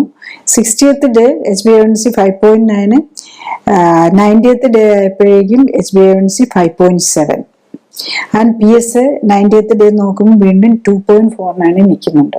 അപ്പം ഓർക്കണം, ഇതും ക്യാൻസർ സർജറി പറഞ്ഞ പേഷ്യൻ്റ് ആണ്. ആ പേഷ്യൻ്റ് അത്ര ഫാസ്റ്റായിട്ട് PSA കുറച്ചുകൊണ്ടിടാൻ പറ്റി, യൂറിനറി പ്രോബ്ലംസും മാറാൻ പറ്റി, കംഫർട്ടബിൾ ആകാൻ പറ്റി, ഒപ്പം ഡയബറ്റീസും മാറി. പിന്നെ ബാക്കി ഉണ്ടായിരുന്ന കുറച്ച് സ്കിൻ പ്രോബ്ലം, അത് എല്ലാവർക്കും ഉണ്ടല്ലോ, കുറച്ച് ഇതുണ്ടായിരുന്നു, ഇതെല്ലാം അതിനൊപ്പം തന്നെ മാറുന്നു എന്നുള്ളതാണ്. അപ്പം ബേസിക്കലി ഇതിൽ നിന്ന് നമ്മൾ മനസ്സിലാക്കേണ്ടത്, അത്ര സിമ്പിളായിട്ട് ജീവിതശൈലി കറക്റ്റ് ചെയ്താൽ നമുക്കിതൊക്കെ സിമ്പിളായിട്ട് ഇത് ചെയ്യാം. മറ്റ് നമ്മൾ മരുന്നും ഓപ്പറേഷനും ഒക്കെ വെച്ച് കഴിഞ്ഞ് കഴിഞ്ഞാൽ അത് അതിൻ്റെ ഇഫക്റ്റ് കഴിയുമ്പോഴേക്കും അത് വീണ്ടും തിരിച്ചു വരും. പ്രത്യേകിച്ച് ക്യാൻസറിന്റെ കാര്യത്തിൽ അതാണ്. ഒരിക്കലും നമ്മൾ കറക്റ്റ് ചെയ്താൽ തന്നെ നമ്മൾ പിന്നെ ഇമ്പോർട്ടൻസ് കൊടുക്കേണ്ടത് ജീവിതശൈലി കറക്റ്റ് ചെയ്യാനാണ്. അപ്പൊ ഇതൊന്നുമില്ല, നമ്മൾ ആദ്യം തന്നെ അത് ചെയ്യുകയാണെങ്കിൽ, കറക്റ്റ് ആക്കാനുള്ള വില്ലിങ്നെസ് ഉണ്ടെങ്കിൽ ഡെഫിനറ്റ്ലി നമുക്കിത് റിവേഴ്സ് ചെയ്യാവുന്ന കാര്യമുള്ളൂ എന്നുള്ളത്. അടുത്ത പേഷ്യന്റ് കമ്പാരിറ്റീവ്ലി യങ്ങാണ്, 56 ഇയേഴ്സ് ആണ്, 169 സെന്റിമീറ്റർ, 68 കിലോ, അത്രേ ഉള്ളൂ. അപ്പം ഇദ്ദേഹത്തിന്റെ പ്രോബ്ലം PSA കൂടുതലാണ്. പിന്നെ അഡീഷണൽ ആയിട്ട് ആകെ ബാക്ക് പെയിൻ, വേറെ ഡയബറ്റീസോ ഹൈപ്പർ ടെൻഷനോ ഒന്നുമില്ല, ബാക്ക് പെയിൻ ഉണ്ട്. PSA അത് കുറച്ച് നാളായിട്ട് നിൽക്കുന്നു. PSA ഉണ്ട്, കൂടുതലാണ്. അപ്പോൾ അതാണ്, അതിനു വേണ്ടിയാണ്. ബേസിക്കലി ഒരു ഹെൽത്ത് നോക്കുന്ന ആളാണ്, അതാണ്, ഒത്തിരി ഓവർ വെയിറ്റ് ഒന്നും ഇല്ലാതെ. അപ്പൊ ഇദ്ദേഹത്തിൻ്റെതല്ലാണേലും അതിൽ നമ്മളൊരു നോക്കുമ്പോൾ ഒരു പല പേഷ്യൻസും കാണുന്ന ഒരു പ്രത്യേകത, ചില ഓട്ടോ ഇമ്മ്യൂൺ ആന്റിബോഡീസും കൂടെ കൂടുതലായിരിക്കും. അപ്പൊ ഇദ്ദേഹത്തിന് ഇപ്പൊ യൂഷ്വലി ഒരു തൈറോയിഡിന്റെ ഉള്ളവർക്കാണ് ഈ AMA എന്നുള്ളത് കൂടുന്നത്. അതും 130 ഉണ്ടായിരുന്നു, കൂടുതലുണ്ടായിരുന്നു. PSA 18 ആയിട്ട് കുറച്ച് അത് ഗ്രാജുവലി അദ്ദേഹത്തിന് കൂടിക്കൊണ്ടിരിക്കുക. നമ്മൾ നോക്കുമ്പോൾ കുറച്ചൊരു റീനൽ ഫംഗ്ഷന്, ഇലക്ട്രോലൈറ്റ് ഇംബാലൻസും ഒക്കെ കാണിക്കുന്നുണ്ട്. അപ്പം അതിലേക്ക് ഞാൻ ഡീറ്റെയിലേക്ക് പോകുന്നില്ല.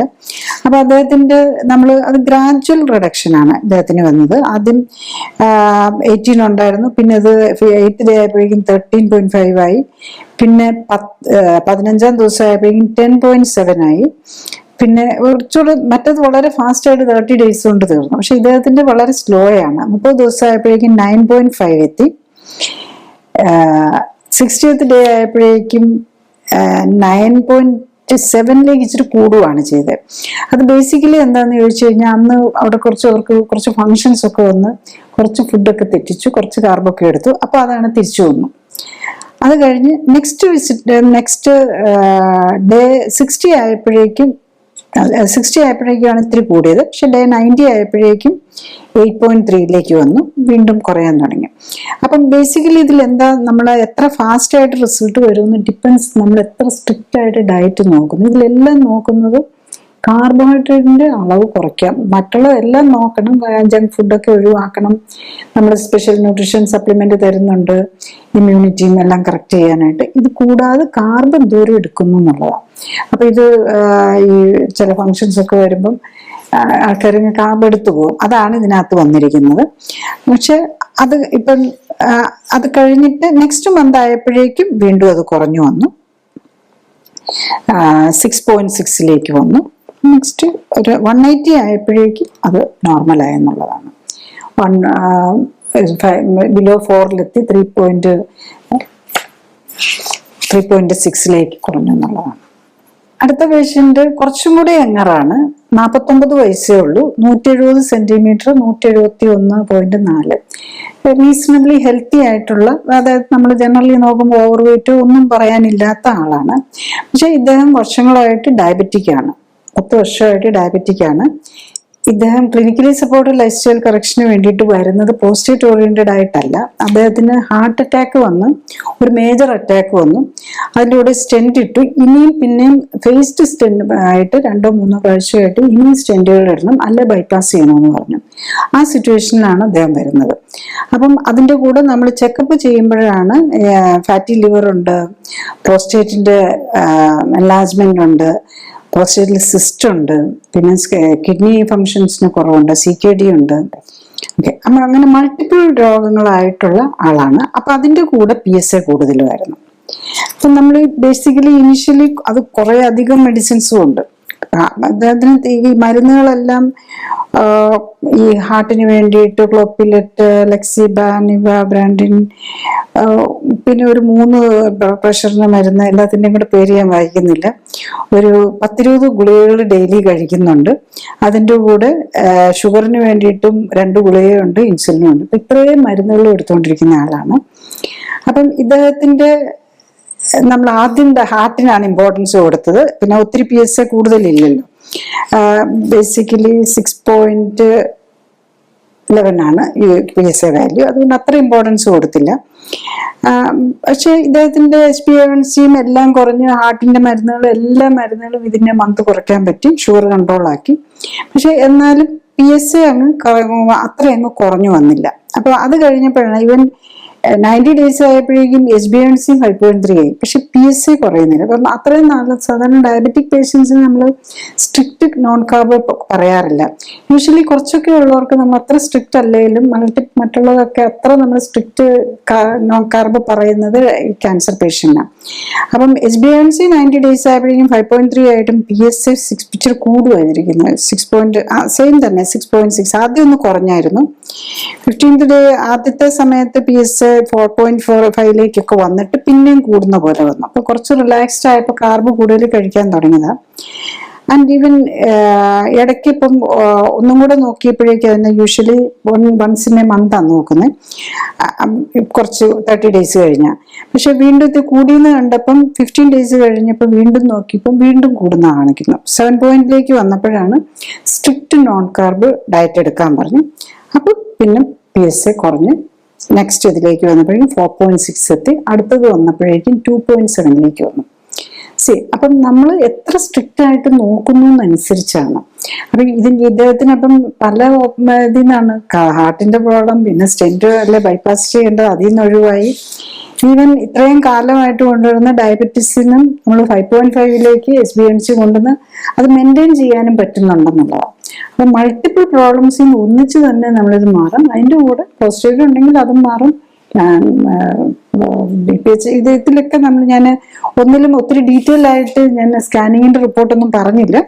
അതുപോലെ സ്കാനിങ്ങിലാണെങ്കിലും പ്രോസ്റ്റേറ്റിന്റെ സൈസ് കുറഞ്ഞ് ചുരുങ്ങുന്നതായിട്ട് ഈ പേഷ്യൻസിൽ എല്ലാത്തിനും പ്രോസ്റ്റേറ്റും എവറി 3 months നമ്മൾ പ്രോസ്റ്റേറ്റ് അൾട്രാസൗണ്ട് സ്കാനും ചെയ്യുന്നുണ്ട്, അതിനും കുറഞ്ഞു വരുന്നു എന്നുള്ളതാണ്. അപ്പൊ PSA നോക്കുക, അൾട്രാസൗണ്ട് സ്കാൻ കുറഞ്ഞു നോക്കുക.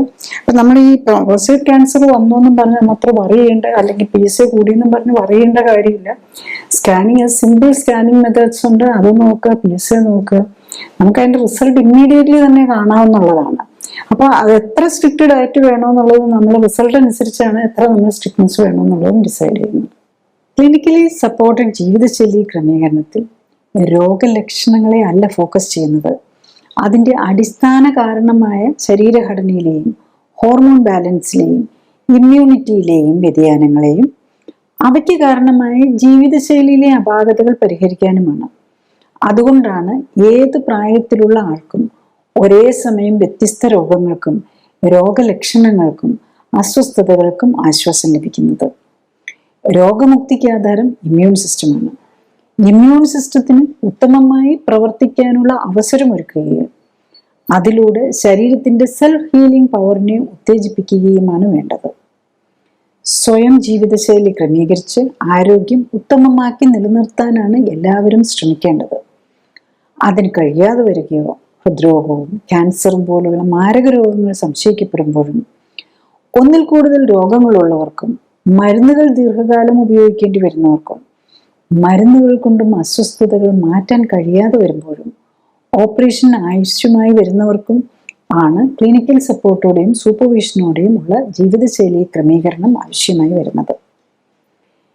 ക്ലിനിക്കൽ സപ്പോർട്ടോടെയുള്ള ജീവിതശൈലി ക്രമീകരണത്തിന്റെ വിവിധ വശങ്ങളെക്കുറിച്ച് കൂടുതൽ വിവരങ്ങൾ വെബ്സൈറ്റിൽ നിന്നും യൂട്യൂബിൽ നിന്നും അറിയാനാകും.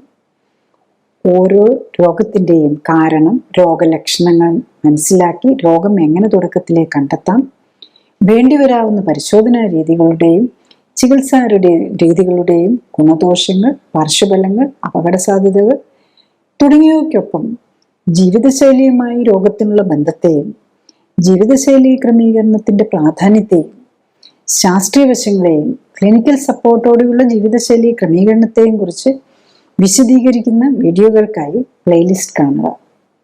ഒരു വ്യക്തിക്ക് ഒന്നിൽ കൂടുതൽ രോഗങ്ങളും ഒരേ രോഗത്തിന് പലതരം പരിശോധനാ രീതികളും ചികിത്സാ രീതികളും ഉള്ള ഇക്കാലത്ത് രോഗത്തിന്റെ പ്രത്യേകതകളും പരിശോധനകളുടെയും മരുന്നുകളുടെയും ഓപ്പറേഷനുകളുടെയും ഒക്കെ പാർശ്വഫലങ്ങളെക്കുറിച്ചും അപകട സാധ്യതകളെക്കുറിച്ചും അറിവുണ്ടാകേണ്ടത് ആരോഗ്യ സംരക്ഷണത്തിന് അനിവാര്യമാണ്. വ്യക്തമായ ശാസ്ത്രീയമായ അറിവുണ്ടായാൽ മാത്രമേ രോഗമുക്തിക്കുതകുന്ന ചികിത്സ തിരഞ്ഞെടുക്കാനും ആരോഗ്യത്തോടെയുള്ള ദീർഘായുസ് സാധ്യമാക്കാനും കഴിയൂ. Thank you.